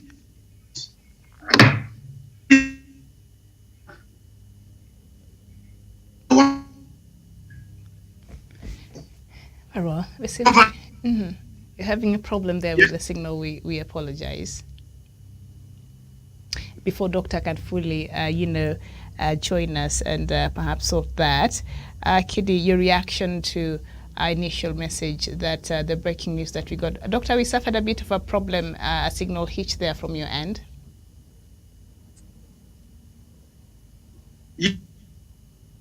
And now the signal hitch, and I've now switched it off. You know, when I showed them this phone, they started panicking. You know, they have been trying to get down my account, which is impossible. My account is manned in London. Very safe place, the safest on planet Earth somewhere. Where?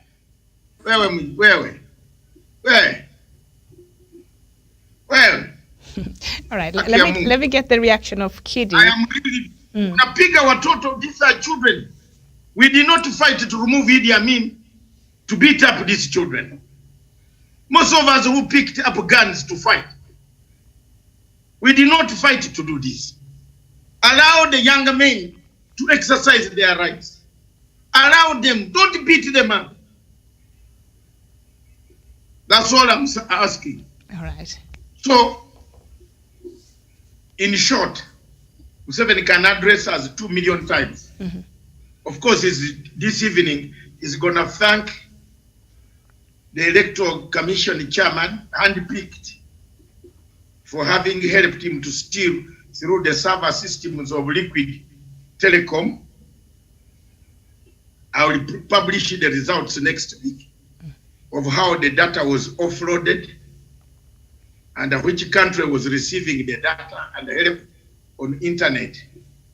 The server for the Electoral Commission that's why they promised to give us results at midnight last night. Do you know where the server is?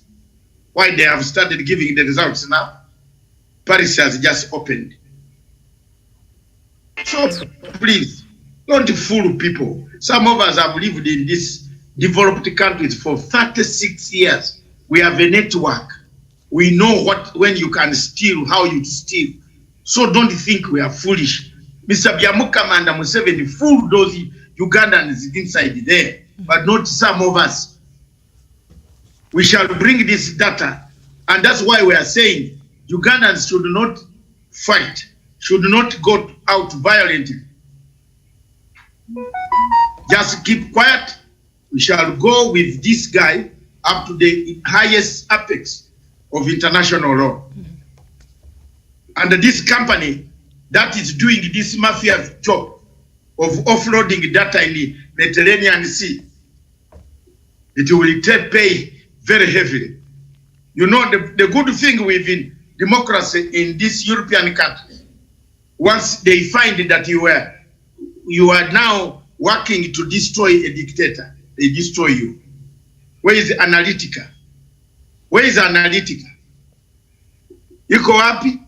So this company doing it, the Uganda mafia thing, we know it, and we are not going to disclose it so that they cover the. I've only told you one telephone operator, Liquid, that Zimbabwean man who is always in Nairobi in somebody's office. You know, Kirimi knows the man. You know, your friend who likes money so much, you know him.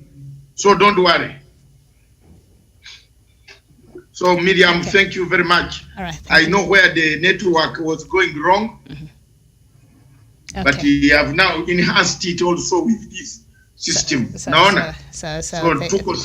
Thank you. So Kidi, the breaking news that I led there, I've not heard your reaction, but I've heard the reaction of the rest of the panelists there.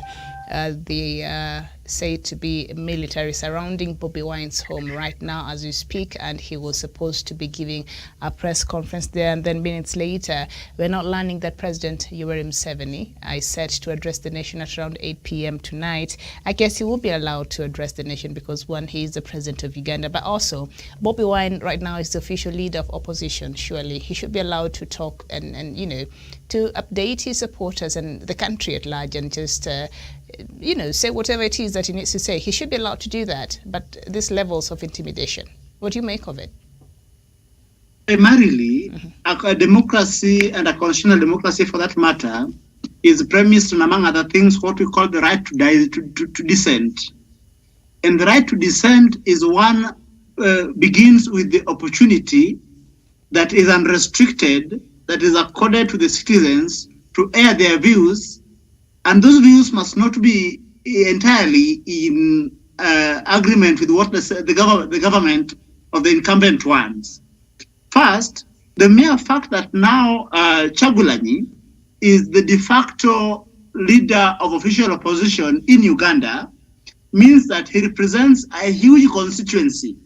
And now when Kyagulanyi speaks, he does not speak in his private capacity as Robert Kyagulanyi or Bobi Wine, but he now speaks as someone who represents the aspirations of the millions of Ugandans. When President Museveni and his regime curtails his freedom to speak to the people, he is inadvertently curtailing the freedom of several other Ugandans. And now that brings us to the question of when do people have the obligation to obey the law? And in philosophy, we are told that people only have an obligation to obey just laws. And by Museveni going ahead to stifle the rights of the people to free speech, he is inadvertently inciting the people to insurrection. And therefore, the people would easily take up to the streets, and that may lead to unrest. And we do not want unrest in Uganda, in this region, and in Africa today, because we can solve our differences through constructive engagement. By so doing, Museveni is denying the people of Uganda an opportunity to constructively engage, build their country, build their democracy, and build their institutions. And we must, all leaders of goodwill, both the EAC, the AU, and everyone else must call out Museveni's strong arm tactics. Thank you. Constructive engagement there. Museveni is not interested, I guess, in anything that has to do with that. So from what I see, well, one thing we must remind him, sorry, Miriam. Go ahead. Is the danger that it then poses to Uganda. Because, for instance, there is this slogan that you can't kill us all. Museveni cannot kill all Ugandans. And like Daktari rightly said, that when the people are threatened with violence, the people would definitely want to defend themselves. And in self-defense, the people may overrun even the State House of Uganda and take hostage the president. We hope it doesn't come to that. There is just so much that he can stop with the power of the bullet. All right. The man has people is always I don't know whether Kidi, you know Kampala very well. We hope it does not come to that. That is our prayer. Snipers. You know a sniper on the whole of you. On the rooftops. We were told. Waiting for any civilian. On Wednesday, they made that announcement here. They'll be having police, the army stationed on rooftops across Kampala. And the unit, let the world know, the unit that the man brought back is commanded by one of those men that I rescued from LRA. You know, I returned over 100,000 people back. Some of them were integrated in the army. So mzee huyu anafikiri watu hakuna na watu huko. And Doctor, some of the reports we are getting from our viewers here, one of them said, although there is no way we can independently confirm this, that so far 10 people have died in Bale, and others are saying there are more polling stations that have been added. Yesterday they tried to change, to threaten returning officers. But the people got, not threatening the returning officer, the agents. And they were forcing to chase away the agents so that they resign in the name of NRM candidate. People refused. And the army went rampant, the men also went rampant. So balance. Civilians watano na wengine wamekufa wasikari. So, you know, people are determined. The type of corruption in Uganda is centralized compared to the type of corruption in any African state. Ask me how to explain centralized corruption. If you want to borrow 500 million Uganda shillings, you must marry a lady from Western Uganda who is known to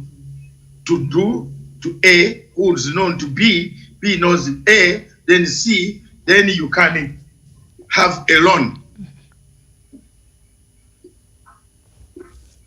And not all people in Western Uganda are well off. No. You know who is well off.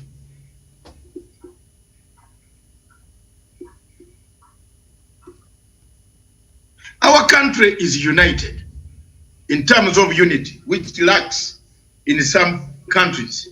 Ethnicity in our country is no more. That's a credit. The Uganda of the South view the Uganda of the North as the Bantu, view the Luos as equal. There is no discrimination. In some countries like in Africa, there is direct discrimination between the Oromo, the one in Ethiopia, you see it very direct. But our place, nobody does. Originally, Museveni tried to discriminate the Northerners, and they brought a very big war, which I ended in 2008. You see, that's why I'm speaking with confidence. And some of the younger men listening, watching me, this is the man who brought an end to the war. Their Mama Babazis did not want this war to end. Titenefunza was the Minister of State for Security. He did not want this war to end. He was telling Museveni, let's go and fight Konyi militarily. I and Uganda convinced the war Museveni. We convinced the African Union, AU, United Nations, that the war can be ended by looking for these rebels to come on table. Mm-hmm. But you can see the same people who are today, you can see Mama Babazi has gone back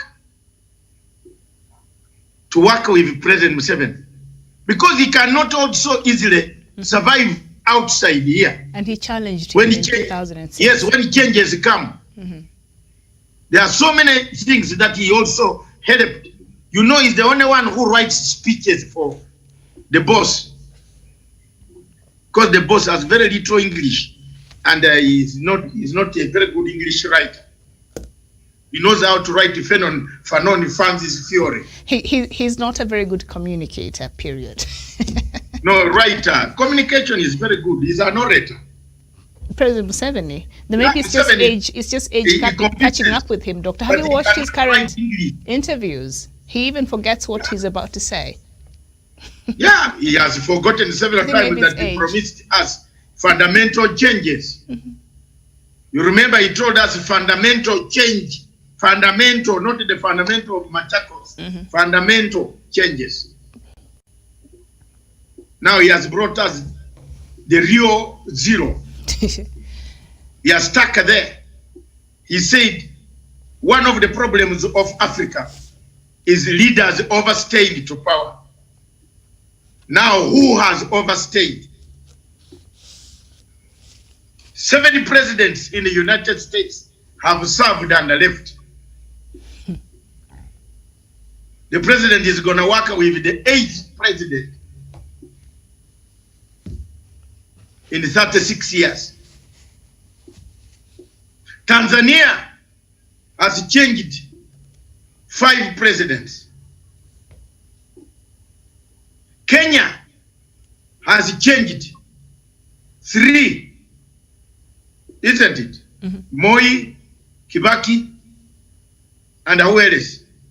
And now President Uhuru Kenyatta, my dear comrade, friend, brother, in the spirit of God. Mm-hmm. Comrade, friend, brother of Dr. Matsanga. East Africa should say something on what is going on. Yes! Pan-African spirit man. Very good guy. Not this. Forget about. Let's finish a bit of this. I want to tackle Maraga. Yes. Let's wind down on this. Uganda now, as we have done. I want to tackle this Maraga. He is also becoming a nuisance. If he retired, then he comes back to do this. I want Maraga to go to the nearest police station in Nakuru to report the incident of his car. Now I've brought another bombshell.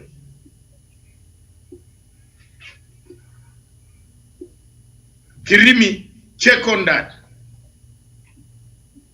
Maraga, you have retired. Retire honorably. Stop dragging the name of His Excellency President Uhuru Kenyatta. Otherwise, we shall be going to Nakuru police station to resurrect the case of your car accident where you lied. We have kept quiet, we have been restrained. But for you coming back to insult and say, Uhuru is this, Uhuru is that, you have done your term, go and arrest, Bwana. We don't want to meet you when you are going for a Commonwealth job and we block you. And we shall. So please, leave the president to do his work. Impeachment is for what? What do you want to impeach President Uhuru Kenyatta for what? What has he done? Who impeached you? You go and eat your money that George Soros banked for you in Hungary and Slovakia where you went. Unataka nini mzee wewe? Miaka zako sasa we kimya, kula chakula yako nyumbani. Mr. Maraga, don't disturb us. Leave sleeping dogs, lying dogs sleep. Please, tuwache.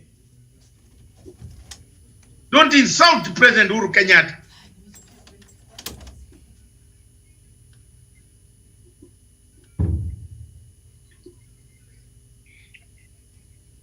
Our anger from the Museveni killing fields can turn on you. Karanja is not going to keep quiet to see you besmirch the president's name. Maraga. We must talk. Yeah. Maraga. Make our voice heard. Yes. What bombshell? Bombshell ya nini?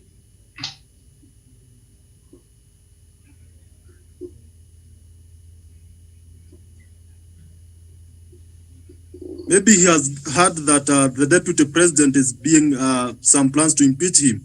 Maybe he wants the president and the deputy president to be impeached as a pair. But they work together.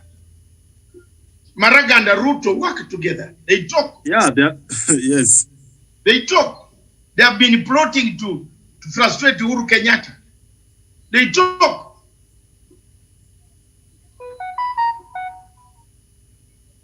Yes, they talk. Telephone details don't lie. But we are just asking, for goodness sake, you have retired. Retire peacefully. Write the book. Let it come, we read. But don't go to newspapers in a country which still has a lot of wounds and cause these wounds. That's all Miriam has left. So I can invite Karanja to say something. Yeah, thank you very much, Daktari, for the opportunity. And it's unfortunate that the calls that have been coming from the camp of the deputy president, the first person who came up with these calls was Nairobi former governor Mike Sonko, who said that the president also should be impeached. And therefore, the calls by Maraga seems to read from the same script with where Sonko was reading from. And you could see the celebration in the social media with the people who support the bloggers of the deputy president and who support the Hasra narrative. They were all celebrating when Maraga makes such claims. Therefore, this is something that they have prepared. And like in the issue of the Irungu Kangata letter to the president, we saw Dennis Itumbi preempting, having a profile of what Irungu Kangata was about to say in a national television way before even that letter was made public, and he had details of that. Therefore, these people, they have been plotting all these things way before even they are made public. And they have this camp of the deputy president. It seems to be not they are not happy with the development record of President Uhuru Kenyatta, and they want to sabotage him by all means possible, by ensuring that even in the Mount Kenya region, Doctor, you have seen how the people of Mount Kenya behave because of the intoxication, because of the bad spirit, bad seed that have been planted by the deputy president and his surrogates when they come in this region to spoil and to tarnish the name of the President Uhuru Kenyatta. They come here with wheelbarrows, they come here with mkokotenis. But today when Deputy President is in Bomet, he has not given a single mkokoteni. Therefore, he comes with these goods and handouts in Mount Kenya region to ruin the minds of the people in this region. Therefore, you have seen a plot to ensure that Mr. President Uhuru Kenyatta is frustrated, is disrespected, and that is how we have seen the likes of MP, Honorable Didi Nyoro, coming in the limelight to alter words that amounts to insult to the president. And the likes of Moses Kuria, they don't respect the president. This all comes from the camp of the deputy president. Therefore, when Maraga speaks, he is speaking as a man who supports the deputy president, and when he called for the dissolution, the parliament to be dissolved, citing two-third gender rule and constitutional the constitutional requirement to have two-third gender rule guaranteed in the National Assembly, the people from the same side of the deputy president were all in jubilation that the parliament would be dissolved. And the likes of Susan Kihika went on national platforms calling for the dissolvement of the national parliament, saying that they were ready for an election. And these are the people who President Uhuru Kenyatta campaigned for and made sure they hold those positions, because they rided on the name of the President Uhuru Kenyatta, and all in their posters they had the picture of the president beside them. Therefore, this shows a plot that has been well choreographed for some time now, and they were quite sure. And I thank the president because of his prudence and timely understanding of what was happening, and he changed the leadership of the both National Assembly and the Senate, because they could have done this impeachment way before, even before we reach at this point. Therefore, Maraga is a tanga. Maybe he has been promised a position when the deputy president happens to become the president. Maybe he has been promised a position as a CS or another position. That is why he is working tirelessly, even when he is in retirement, to ensure that President Uhuru Kenyatta does not sit plenty. This also brings the question, when he nullified the election of 2017, therefore points out that he did it in bad faith, and he had a personal hatred toward President Uhuru Kenyatta. That is why he subjected this country to a position where we ran all to campaign for second term. And the president is a man who is a great and who loves peace. If he denied, or he said that he will not go for that repeated election, things could not be well in this country. Therefore, on onset, and as we have come to see, David Maraga, and that is why he had a very bad working relationship with the executive and the legislative arm of the government, because he knew very well that he wanted to sabotage the president. And that is why he presented 41 judges of untainted character and reputable people who have done all mess in the judiciary to become senior judges in this country. But the president declined to sign in those judges. Therefore, Maraga and the Deputy President William Ruto, they read from the same script and they are birds of the same feathers. Thank you very much, Kidi. What's your comment about the Deputy President, about the relationship of Maraga? You were a lawyer. Yes. You know very well he has retired from the services. Yes. And then this guy, instead of going home, he has come back punching the government. Let me weigh in this matter. Well, one, I must make a few, respond to a few things that my brother has said, if you permit me to. The first one is that the observation that the former Chief Justice annulled the presidential election and based on bad faith. I do not share that view, and because I think that the evidence that was tendered before the Supreme Court convinced the Supreme Court that there was no verifiability of the electoral process. So I want to presume that at that point in time, the Supreme Court, in its infinite wisdom, determined that election petition based on the evidence and the law. Secondly, there is he has also mentioned something about the appointment of the 41 judges.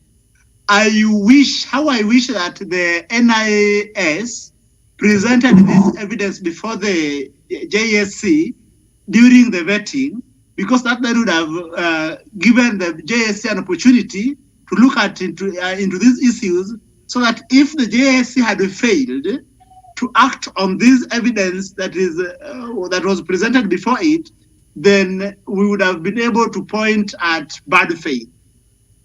Away from that, I think that I disagree with the CJ on the issue of coming out of the bench, then the following day attacking the government, because it does not augur well with the established standards and the customs of how people leave office.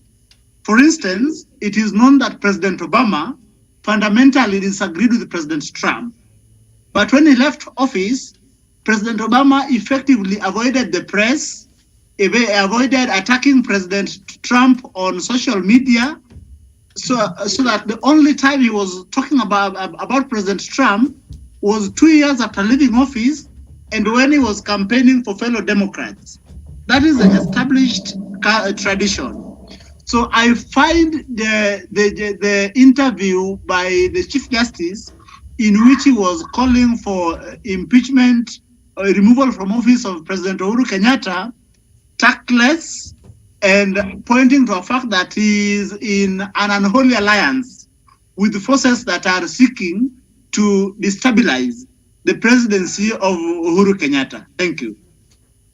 First of all, before you go any further, yes, and before I bring in Kirimi, yes, there is no country in the world that can appoint drug dealers to become judges. Daktari, I wish that evidence was presented before the JSC. That means NIS does not report to JSC. NIS, National Intelligence Services of a country, reports to the Commander-in-Chief. The Commander-in-Chief has evidence of every lumpen, every Tom, Dick, Harry, anywhere, high, low, small, big, fat, like me, and everybody. There is evidence held by the Commander-in-Chief of the country called Kenya. He has it. He knows. The judges, no wait, the judges that were involved. Yes. In the Akasha drug deals. Can I name them? Can I name them? The United States. Yes, please. The United States has already told us how many people they want in Kenya. Didn't you hear the case of the Akashas? They have been jailed. And the USA has asked Kenya to surrender some of these judges. Maraga has been sitting on these requests. So instead of condemning President Uhuru Kenyatta, Maraga should have picked a phone and asked Mr. President, can we have a meeting? And you tell me, among the list of these judges, whom should we take out? That's how normal democracies and normal human beings operate. But the human beings who have a problem, like a Maraga, like Ocampo, like a Besuda, I don't want to tell you what they suffer from. I don't want to tell you. Daktari, they go in public. You used to see Ocampo. Eh? Yes, sir. Ocampo comes in public. I have a tight case. You know, you used to hear about that when you were a student in Nairobi. Which university were you in? University of Nairobi.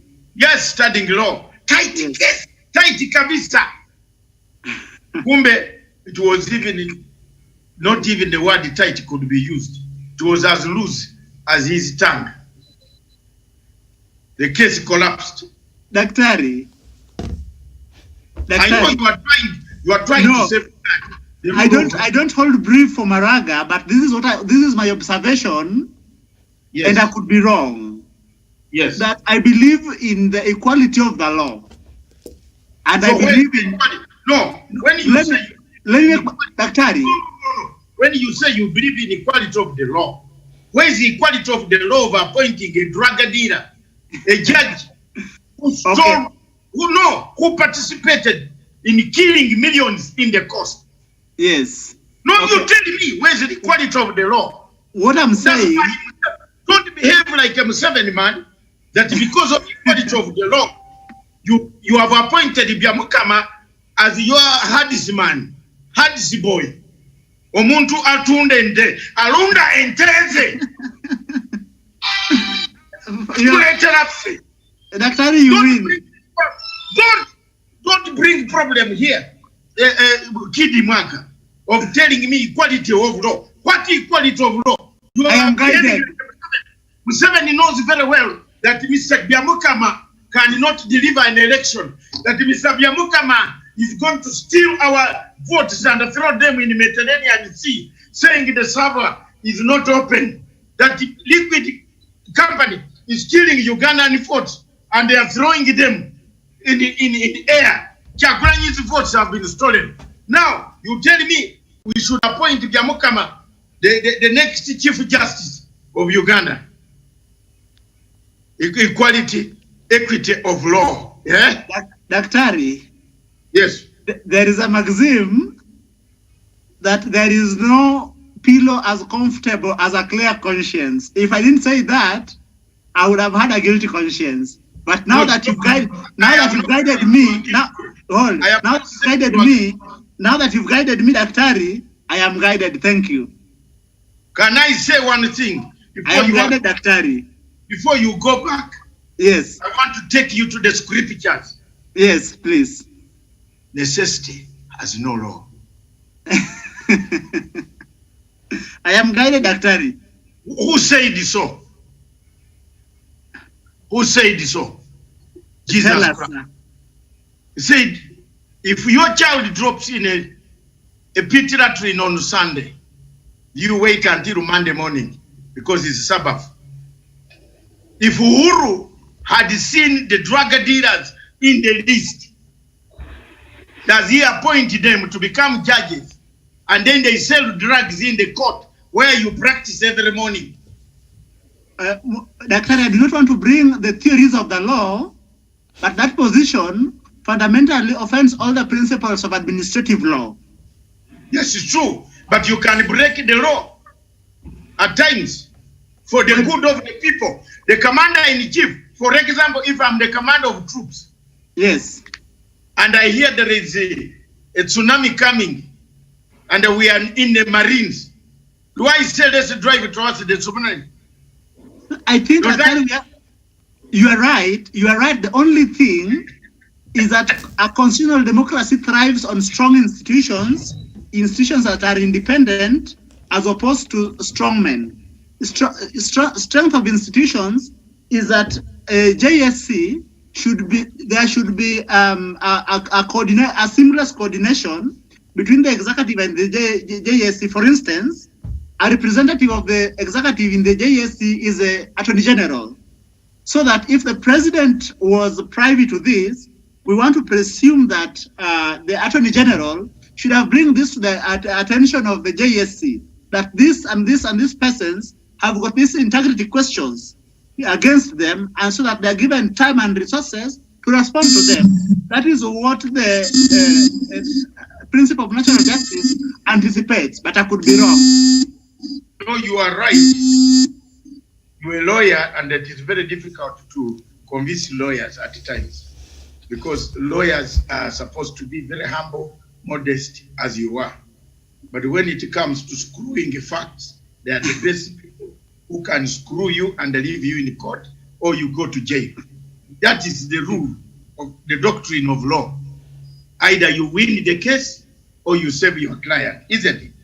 if you lose your client or save your client. So when you go before this judge, there are two options. You lose or win. And at times, when you lose, you are the ones, the first lawyers with the second doctrine. Let's move forward to appeal chamber.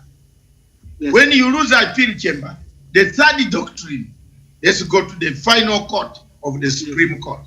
And that is the basis you are taught in Nairobi University about law. But here I'm saying, you are head of state. You have been given a political key to your country. A chief justice was given a political key, number 3, to his country. He is supposed to interrogate all these judges, look at their files, pick a phone and ask the CIDs. You mean Maraga did not read that the judges who worked in Mombasa worked together with Akashas? No, you tell me. It's because you are saying you have conscience in your pillow. You have conscience in your pillow. Is it what you said? That your conscience is there? Is there conscience in Maraga? You mean Maraga did not hear that some of the judges whom he recommended to be appointed by President Uhuru Kenyatta had committed drugs, had sold drugs, have benefited from drugs, have bought farms, have bought palatial homes, have bought business homes out of the money of drugs that killed hundreds and hundreds of people at the coast? You mean he didn't see? Daktari, I'm asking a humble question, answer me or not. Did he see or not? Let me say this. If these facts were substantively brought before the attention of the Chief Justice, then I think who is supposed to where have you seen NIS taking information to Parliament? Have you ever come across any information from NIS? Where Kidi? No, where? If you're listening, where have you come across information that is supposed to go to the president? Where? Maraga has we are not going to accept it. Douglas, Maraga had a right to ask the director of CID, who, by the way, takes oath of office through Maraga. Isn't it true? Yes. And call the director of CID and say, I am trying to promote 10 judges in my judiciary. Can I have independent? I have seen gazette, newspapers. Some could be Yellow Gazette. I have seen reports allegedly, and I'm using your language because you like these words, allegedly, that they have been involved in drug trafficking, yes, along with the Akashas, yes, who have been indicted, sentenced in the United States. Can you please, can we go back in the history and find that letter that Maraga wrote to the CID? Name, Akuna. You are now condemning Uhuru Kenyatta. No, Uhuru, sir. Listen, Uhuru Kenyatta, yes, and I repeat with authority and authoritatively, as a scholar of international constitutionalism. Don't forget, I'm also half lawyer somewhere. That it is only the commander-in-chief who has access to intelligence of every citizen of any country. And therefore, when the report was brought to the commander-in-chief, and Maraga, as an independent arm, submitted his list, the commander-in-chief objected communicated back, said he will not appoint those judges through the Attorney General because he stated the reason. Some of the judges have a darker past of drug dealings, and we might embarrass our judiciary. If we promote them, then the American FBI arrive with a very big plane at the Jomo Kenyatta Airport to take them. We know them. You know them. There is a judge from Nyamira, a lady whose boyfriend bought her a Range Rover, a white Range Rover. A boyfriend was an office messenger, a receptionist in NHIF. Do you remember? Do you remember? You are blaming Uhuru every day. You as a lawyer, do you remember? I went and took a photograph of that Range Rover as an investigative journalist. When we splashed that Range Rover to the people, to the press, the lady judge disappeared. We followed where the Range Rover was bought. The Muhindi jumped over the fence, broke his leg because he thought police had come to arrest him. The following week, the Range Rover disappeared in Milimani courts. The parking place was replaced by an old smaller car, which was formerly used by that lady judge. A very beautiful, tall, black lady. If you press me more, I will name the name. Don't press me. Hey, Doctor, I said I'm guided. Yeah, no, if everybody in Kenya saw, where was that money coming from? Now, can you recommend such a judge to be promoted? Can Uhuru promote such a judge? Now, Doctor, you see the things I'm saying are the things that is not clear to a lot of people. And now when you come out and tell us this, we now get to understand and begin to appreciate where the president was coming from. Now so, I'm telling you, let me tell you another one. Yes. A judge of Constitutional Court. Yes. One of the constitutional lawyers, one of them who hammered my case down after taking my 6 million shillings. I lost 6 million shillings. Where Nangojia Afanye, I am waiting for that judge to make an application that he wants to become the Chief Justice. Walai ya Mungu utaona. I'm going to be there. And this time I'll take off my shirt. You haven't seen me. This year I'm very determined. Yes, I lost 6 million shillings when I was fighting for Kenyans to remove work envelope. My money. Mine. I worked for it. I am not Ruto who gets free. No, I'm not Ruto who gets free money. Doctor, let me ask you a question. I am not. I'm not Ruto who gets money from kickbacks. I have never got any money from kickbacks. I lost my money. And this judge here is in court. He's going to apply to become a Chief Justice. Walai ya Mungu wacha tungoje next week. Pole daktari. Walinigonga. Baadaye walisema that I am a Ugandan. I should not make an application of a matter which is under international law. Yet Kenya has signed an international act, criminal act. So is there sense?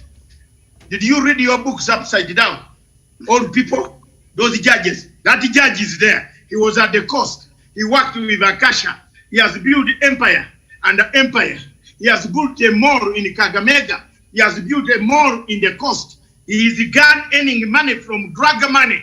You want Uhuru Kenyatta to promote such a judge? No. No. And thank you very much, Mr. President. for refusing stupidity. Wacha Maraga aende kuangalia kuku huko Nyamira. Maraga has got a farm in does he want us to tell how he got that farm? Ye muache. Leave sleeping dogs. Lie. Nkuruma told Patrice Lumumba 1961, wacha umbwa inalala, usiamushe umbwa. Mnaamusha sisi, Maraga anatuamusha. Kidi wewe mwambia Maraga yako hiyo. Msiwamushe sisi. This Chief Justice who knocks people's cars on the road. Then he goes out, stands out. He wants to slap the man whose car he knocked from behind. Na video ziko. Tuko na video. Wewe acha maneno yenu. Chief Justice my foot. Akule pesa zake zizo za alikula makati nalify elections na NGO yake. Mwenye Uhuru is correct on this. There's no difference between the Maraga and Museveni. Leo nawaweka pamoja. Itawatwanga kweli mwaka hii. Tena huyo dikteta ya Uganda tutafunguliana nguo. Mambo itaanza kukua bindu bihachenje. Unapiga watoto wa watu, wewe uliwazaa. Did you produce them? You beat this chakula every day. You think I'm happy? It's like a beating my own body and Ephraim, and then you beat Alex in my presence. Eh? You beat them when I'm around, bwana, tunamalizana. You think if Chagulani, his father had the strength, he would not fight back? You would, Yambo ya Maraga. Let's shut this topic down of this Maraga. Maraga, enda angalia ngombe zako. Usitulete. If they have promised you to be the vice running mate, ingia kwa race ndio tukupatie matopi. Wewe uko na matopi mingi sana. Wewe you released Maraga when you were the judge in Nakuru. You released 600 people who committed crimes against humanity. I found you with Maina Kiai, Gladed Otieno in the Hotel America.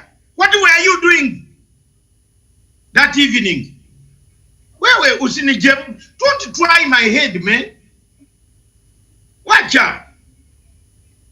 The following morning, you went and released all the 600 people. That there were no crimes committed. Yet these were the people walikuwa napanga kwa barabara. Ndio walikuwa nakata watu miguu. There are people here with wounds. Yenye Kenyans, you forget so easily. You forget so easily. Doctor, I have something to say. Maraga was in a group that did not want Uhuru Kenyatta to come back from ICC. I am so shocked that this other man who works with Museveni in Uganda entertains him. Nenye mnagopa kusema hii, sasa tutasema wazi. Wewe kula pesa kama time is there. Now hiyo empire tuna expose. Wakenya wajue. Wakenya on Twitter who hammer me every day. Where does your man get money from? I have not brought back played tables on you yet. Hapo ndio mtasikia who I am. Where does the money come from? Where is the money for campaigning that is destroying Uhuru Kenyatta coming from? Where? Where? Aterere. Eh? Where? We shall where? You Kenyans on Twitter who are harassing me. Oh, Rudy Yom, you don't know the bombshell I have. Mujui, you will not even recover from it. You don't know. Tena munishike pole pole. The money that is disrupting Uhuru Kenyatta here, I know where it comes from. At least I'm a living, what can you talk? I'm a living man who knows. Niko na data. The day I'm going to reveal it, even Karimi will jump in his office there.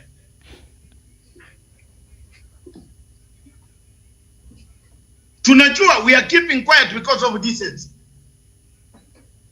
You go on molesting Uhuru Kenyatta every day. We are keeping quiet. We know who is giving you the money to molest Uhuru Kenyatta. We haven't revealed yet. That is when even some Kenyans will run away from some people. Hiyo nakuja. Nyenye unafikiri strategy is just made by street walk, kweli calling yourself wheelbarrow. Yeah, strategy gani hiyo? Bado sisi tuko veterans, tunakuja.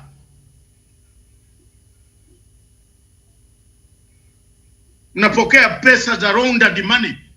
Tena mnakuja hapa mnamwambia sisi we are hot. Sasa mnaingiza Maraga, mnasema Rudy, useme because there was an impeachment motion by who? ANC, si ndio?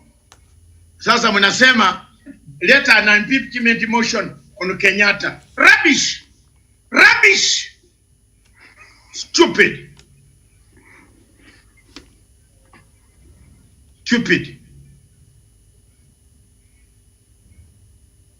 What can you do? At least I've safeguarded my father's grave.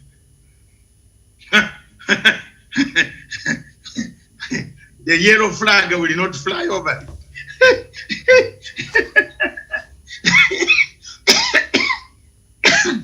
My brother, my sister, my Kidi Mwaga, my Karanja, thank you very much.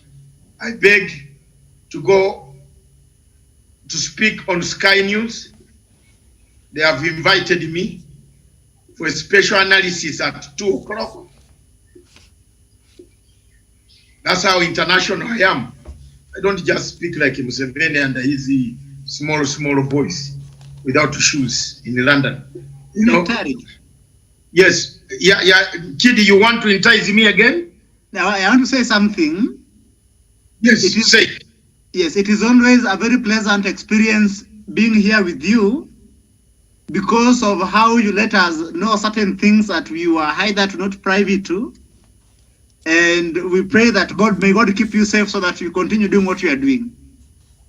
I am going to give you even more, my son. You didn't know that there are 6 judges who have supermarkets, malls in the coast. You want the man to appoint them. Then you, a lawyer who is working in an office, you wear a tie every morning. I know you work so hard. You go there, you are standing before them. A man has got a bribe out of money that was laundered through drugs, that killed so many Kenyans. You have value. Does that judge have value? I want to go further to tell you, the judge was transferred to Kajiado. I don't want to mention the name. Be safe, thank you. Have you seen the case? Have you seen the case of the woman, of the husband taking off? Have you seen the man who used to fly over helicopter when we are still struggling with traffic to go to Sekemayo? Do you remember that house office messenger who had 12 houses? Maraga killed the case. You mean Maraga could not sentence that man who stole NHIF money before he leaves the legacy? The lady judge was transferred somewhere else to continue wearing her. I don't want to say. Medium will kill me. So let me keep quiet because of Miriam. These are the people who have spoiled Kenya. Wanaharibu nchi hii.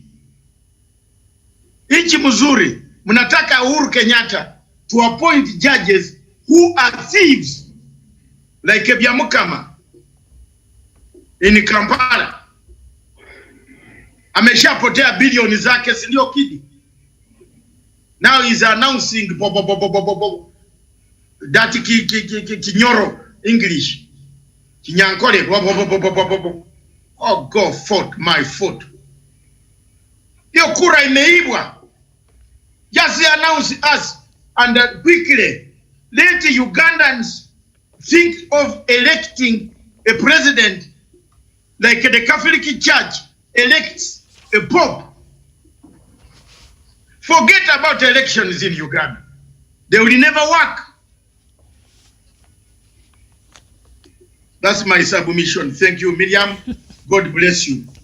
Watch me under international televisions later on. Sir, Dr. Asante. On. Yes. And what the information we're getting right now is that the results that were earlier on communicated by the Electoral Commission of Uganda there, the percentages they gave do not add up. They're over 100%, and we see the total of whatever they were saying. So even their own tallying there is not adding up. So didn't I tell you? Didn't I tell you? If you have 4,000 voters in a constituency, then you have 5,000 or 6,000 voters who are not, 2,000 are not on the register, but they have voted. Where did these votes come from? That is a question, Philomena. They were marked. They were the votes that were marked by the UPDF. Kirimi, you have forgotten. The 4 million people of UPDF were voting before. Huyu mjamaa anachezea na watu kabisa. And also, according to an update from Citizen TV here in Kenya, who I think sent the reporters there, I think Bobi Wine has been able to have that press conference, and Bobi Wine rejects preliminary results by the Ugandan electoral body, claims he's leading amid massive irregularities in the polling stations. Rejected. We have, look, younger man, we have told him, reject and be peaceful. We shall now take the matter to the court. You cannot have 50,000 voters in a constituency. Then you have 60,000 votes cast overall. Then where did the others come from? Mutaki sisi tuzungumze because you have come in our country, you sleep on us, you urinate on us. We have kept quiet. You slaughter our fathers. We have at least secured, I've secured my father's grave. You want to tamper on it. Thank you very much for the people of Mbale for the vote. You listen to my voice. Those who belittle me, I'm still around. Thank you. All right, very well. So we are coming to the end of our show right now. So perhaps I get final submissions, and I'll start with you, Javan Karanja. Yeah, thank you. Thank you very much, Miriam. And this is my final remarks, that the election in Uganda was a fraud, was an election that was stage managed to favor the government of the day. Therefore, we should also agree that the necessary bodies, the courts and so on, they should ensure that at least justice is delivered. But that is not guaranteed with the regime of Museveni. Therefore, what I wish is the people of Uganda to continue with the struggle, to continue supporting a regime change, so that they ensure that their future is protected, that service delivery and development in their country is something that will come a priority to them. Mm-hmm. Therefore, they should continue with the struggle, but I'm not urging them to be violent, because someone might get my statement wrongly. I am urging them to be peaceful and to use peaceful means to ensure that they make their grievances heard, even into the international level. And Miriam, that intimidation of not allowing the opposition led by Bobby Wine to make a presser is something that we make it, and is shameful, and he should allow to make a presser. This shows that Bobby Wine is powerful, and any message. Karanja, I think from what I just read there from Citizen TV, I think that he was allowed to do, but under very heavy military presence there, and that is when he came out and said he does not agree with the results that have been relayed so far. So he's saying no, those are not the true reflection of how Ugandans voted.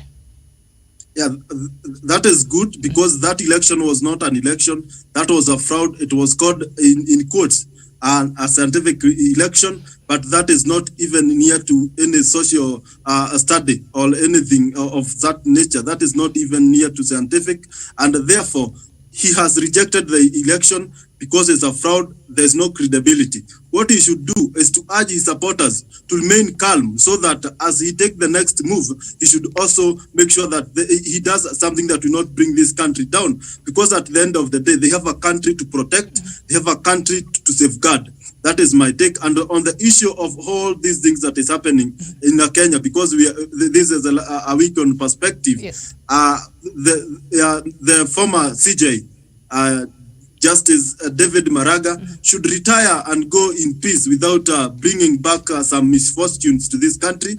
He tried to dissolve the parliament, and that could have taken this country back to a very odd and bad election mood, when we are still ravaging with the effects of the COVID-19. Therefore, he should go. He has done his part in the judiciary, and he should allow the person who take over the helm of leadership from him and become not the Chief Justice. He should also continue making sure that things that Chief Justice David Maraga didn't achieve in judiciary, reforms that were not achieved, he comes, the new Chief Justice, and brings order in the judiciary and makes judiciary and the executive and the legislature arm of the government work mutually to ensure that this country moves on together. That is my wish and my prayer as we move on having a new Chief Justice. Okay, thank you. very well. Thank you so much, Jevan Karanja. Douglas Kirimi, your final submissions. I'm hungry, man. Thank you, Miriam. My thoughts on Chief Justice David Maraga. Dear Maraga, you served your term, and you have been a judge in this country, and you have retired. David Maraga, remember, you presided over a judiciary that has been very incompetent in terms of prosecuting the bigwigs. And this is where I raise my case, dear former Chief of the Supreme Court, and also the Chief Justice of the Republic of Kenya, David Maraga. Yesterday, David Maraga, we saw the man from Kirinyaga, an Akorino priest that was jailed for 140 years for defiling his two daughters. David Maraga, we have a Deputy Chief Justice who is also the Acting Chief Justice of the Republic of Kenya, who is a very corrupt individual and who left the courts after she was arrested at a board of about 5 million shillings. David Maraga. David Maraga, when this Chief Justice, who is the Acting Chief Justice and also accomplices in the crimes, were not prosecuted, and when they started citing the COVID-19 protocols and that Dr. Minwe is sick, I want to remind you, there are people who are in this country who are so many qualified lawyers, I think over 17,000 lawyers, who could have represented your DCJ, and the court would have taken its process within 1 week or 2 weeks, like the Akorino priest who has been jailed for 140 years. There is no bigger crime in this country than that of an acting Chief Justice who has abused the court process, and also the predecessor, the predecessor who has also abused the court process by allowing the corrupt people in our country to continue stifling the court process and also abusing the court process by keeping this thing going on and on. I believe if the Chief Akorino priest, who was also sentenced to 140 years, David Maraga, was a man of your stature like the DCJ Moore, who is an acting Chief Justice, that would have been swept under the rug. I want to remind you the case of a lawyer, David Maraga, who has been abusing a kid for so many years as a maid and also as a sexual slave, who which case is in your court today, and that case has never been heard or determined, or there no judgment, no ruling, no nothing in your courts. David Maraga, this is an incompetence from your hand. David Maraga, you leave judiciary as the blue-eyed of incompetence in our judiciary and the history of our judiciary. If this rapist could not be sentenced to 140 years like that, a Corino priest who is a poor man in this country, then the poor people had no chance in your courts. David Maraga, I want to remind you, there are so many poor people, poor Kenyans across the nation who are fearing the prisons in this nation under petty crimes, whereas people who are grand thieves and also blue-eyed girls of corruption, like the acting Chief Justice, Madam DCJ Muiru, are free today to roam around and also continue applying to be justices and also chief justices and also judges in this country. David Maraga, I want to remind you that there is no Kenyan that has an access to the NIS report that is given to the president every morning. And I also want to remind you, if you had spoken to a man that you had considered your equal when you termed the judiciary and the executive as equals, Dr. Uhuru Kenyatta, the president of the Republic of Kenya, he would have spoken to you and handed the report to you, but you chose activism of what is the real in this country. You would have, the reality says that you should have called the president and booked an appointment and went to speak to him. But when the president of the Republic of Kenya chose not to appoint those judges into courts and also promote those judges, Chief Justice David Maraga, former Chief Justice David Maraga, you chose to verify and also do activism on the lives of Kenyans. David Maraga, I understand the upholding of rule of law does not include letting us be killed and also killing the future generations of this country. David Maraga, you have accused the president of not upholding the rule of law. When the president if the president appointed those judges who are corrupt people and who are also facilitating drug trade in this country, where would the people of Kenya, where would the young people of Kenya tomorrow, who also your grandchildren and your sons and daughters? Your daughters will be married by the same young man who are being killed by drugs today. Elder David Maraga, you're not right, and that would not have happened if the upholding of rule of law means killing the economy of Kenya and also killing the lives of Kenyans and also destroying our lives as Kenyans. That rule of law can be able to be put on hold, and the president of the Republic of Kenya is right on this, David Maraga. Upholding the rule of law in this country and killing the future of these young people who are dying daily and also their lives destroyed at the cost because your children are children of privilege, your children are children of a chief justice, so that these people and the poor people can continue dying because judges have been appointed and also been promoted. David Maraga, is that the rule of law that you want us to uphold? I understand on your part you want the rule of law to be upheld, but David Maraga, you have been corrupted by these people, and the activism in you has gotten you to verify the president of the Republic of Kenya, which is not the right thing to do, David Maraga. Remember, David Maraga, we have bigwigs and people, runs of corruption in this country roaming around who have grabbed the public resources and public land, who are free. The Akorino priest today is in prison for 140 years, having his case determined in record less than 2 weeks. The bigwigs in this country who have stolen from Kenya Power, from Kenya Pipeline, and also from Aurora and Kimorel dams are moving around in choppers. David Maraga. David Maraga, is that the justice that you want them to dispense to the people of Kenya? David Maraga, as I conclude on this, the people of Kenya want answers. Why would justice be dispensed to poor people and the rich people like DCJ Muiru, who is the acting Chief Justice of the Republic of Kenya, is free today?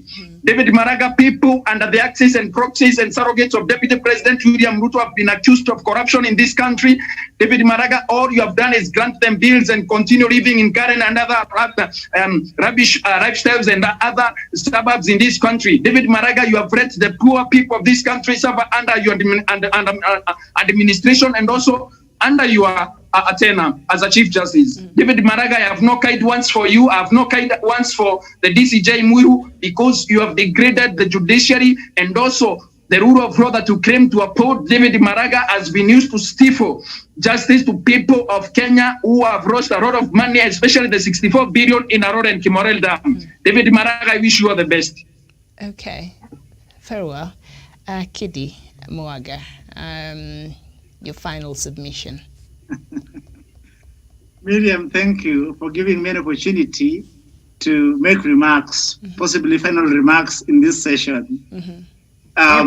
We've had a wonderful conversation here with Daktari, but then we must also point out something that part of the what has served as a challenge in the fight against corruption has been the work that is being done by the office of the DPP. Going forward, we expect the office of the DPP to present watertight investigations and evidences to permit the judges and the magistrates to expeditiously determine corruption cases, because corruption collectively makes our lives poorer, because money is lost in corruption if spent prudently and wisely would ensure that the lives of millions of Kenyans is improved. Thank you. All right, very well. Before you go, yes, Daktari, I want to take this opportunity once again. Yes. To take a prayer.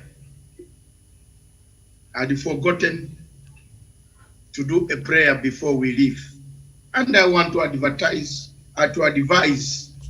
my humble Christian, the one only that I like, the only lady. You know, you have not known why Miriam is the only lady that I have left. I don't want too many ladies around the studios. I just want to ask Miriam to lead us in a closing prayer. Let Kitty do that. If she's not able to do that, yes, for the first time I can lead yes, in a closing prayer. As our elder.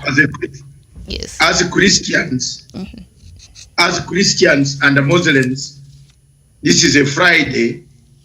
We are ending this show, whatever we have talked here. Let God hear us. Let God hear all the people of Uganda, hundreds and hundreds, worldwide Kenyans. Today is hundreds of thousands. And every day I want to tell them, we are here to serve you.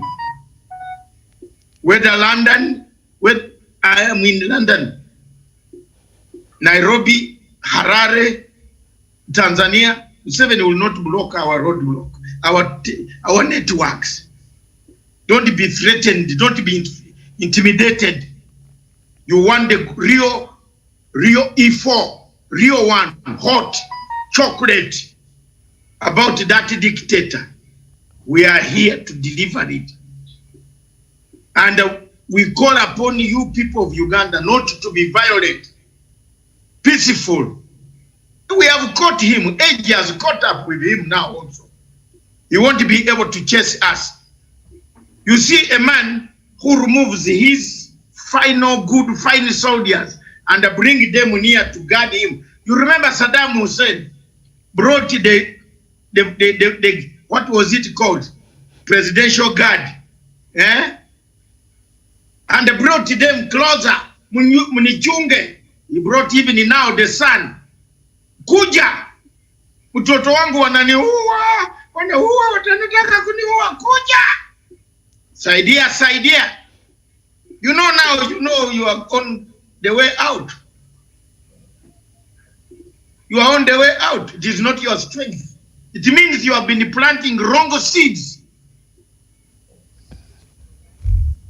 So I want us, my sons, Kidi, my son, Kirimi, my son, Karanja, and my daughter, Miriam. You are the name of my other Miriam, who is very angry. She's in London, very angry with all this. And one day, if she joins Bob Wine, the world will be changed. She's angry.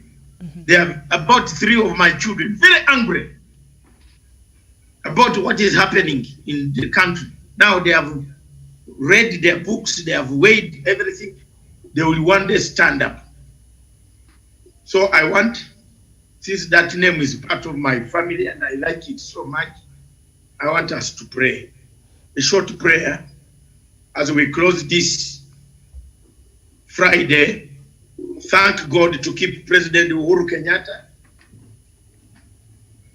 to shape the country, to unite the country. You can see the type of elections across Uganda. If the president does not get the people nicely, we can't have better elections. Kenya can have elections, good ones in 2022. So, Mr. President, we encourage you not to give up, to give Kenyans a credible, fair, free, and violent-free elections. That's all we pray. The one in Uganda is not violent-free. The one in Uganda is ballot stuffing. Data drop in the Indian Ocean. The truth has come out now. So let's bow our heads and pray. Meanwhile, Kirimi and Kidi, I think you can talk to me anytime. Thank you, Daktari. Yes, and feel free. Karanja, not now. You can also talk to me. You are free to talk to me. I like the way you counter some of the people who come for me. Continue with the good work. Continue with the good work, Kidi. And thank you. Thank you, my children. I'm not alone. At least your big man daddy has secured the grave of his father. So we go ahead towards Jerusalem. Thank you very much. Let's bow our heads and pray. God, thank you very much for giving us the strength today to talk frankly, to save humanity, to make the world hear the type of malpractices, violence that has been meted to the people of my country, Uganda, and elsewhere in the world where violence is taking place. In Central African Republic, Ugandan troops have joined the rebels to attack the government. What type of government is this? Oh God, can you come down and put hands, courage? What is going on in our country? I pray for peace. I pray for tranquility. I pray for patience. I pray for people to be patient, not to take up law in their hands, not to go and break bad people's property. No. No. I pray that you keep this peace. We are leaders who will shape the destiny. We shall not shape the destiny by destroying property and the lives of the people of Uganda. I pray that Jesus Christ comes to shine, comes down, watches over us, and gives us the strength to wait for our leaders in opposition to chart the peaceful way forward, to take the matter to the courts. Let's exhaust every way of civil action, the courts, before we resort to an extra method. Let's do that. I will always advocate for peace. I am a peacemaker. I pray that you safeguard our television station, our radio station, Radio Punchline Africa. Our viewers who are watching us, our radio is 24 hours, 365 days, 7 days a week. It is there, and it is doing a great job for the people of Africa. Thank you very much, God, for giving me the strength, for the courage to be able to chart this way, to put up this facility, and I pray for those who have helped us on this long journey to maintain this facility such that we can speak the truth in the name of Jesus Christ, our Lord. Amen. Amen. Thank you. Doctor. Thank you so Miriam, much. back to you. Yes, I've become a priest. Yes, you have. Slowly. Thank you, Daktari. Be safe. Blessings. Thank you so much, Kidi Mwaga, a lawyer from Nairobi. Thank you, And Dr. me. Skirimi. Thank you, Jevan Karanja. And of course, thank you so much, Dr. David Thank Matsanga. you. Always a pleasure having me. Absolutely. And I didn't. Off record. I hope they have switched off the. No, we're still on. I'm saying bye-bye, but I'm just telling our viewers that we shall see you here on Sunday 2 p.m. for Africa Showdown, and we shall bring you the latest Sunday, from 2 Uganda p.m. East African Standard Time and across the continent of the truth. The truth will be here.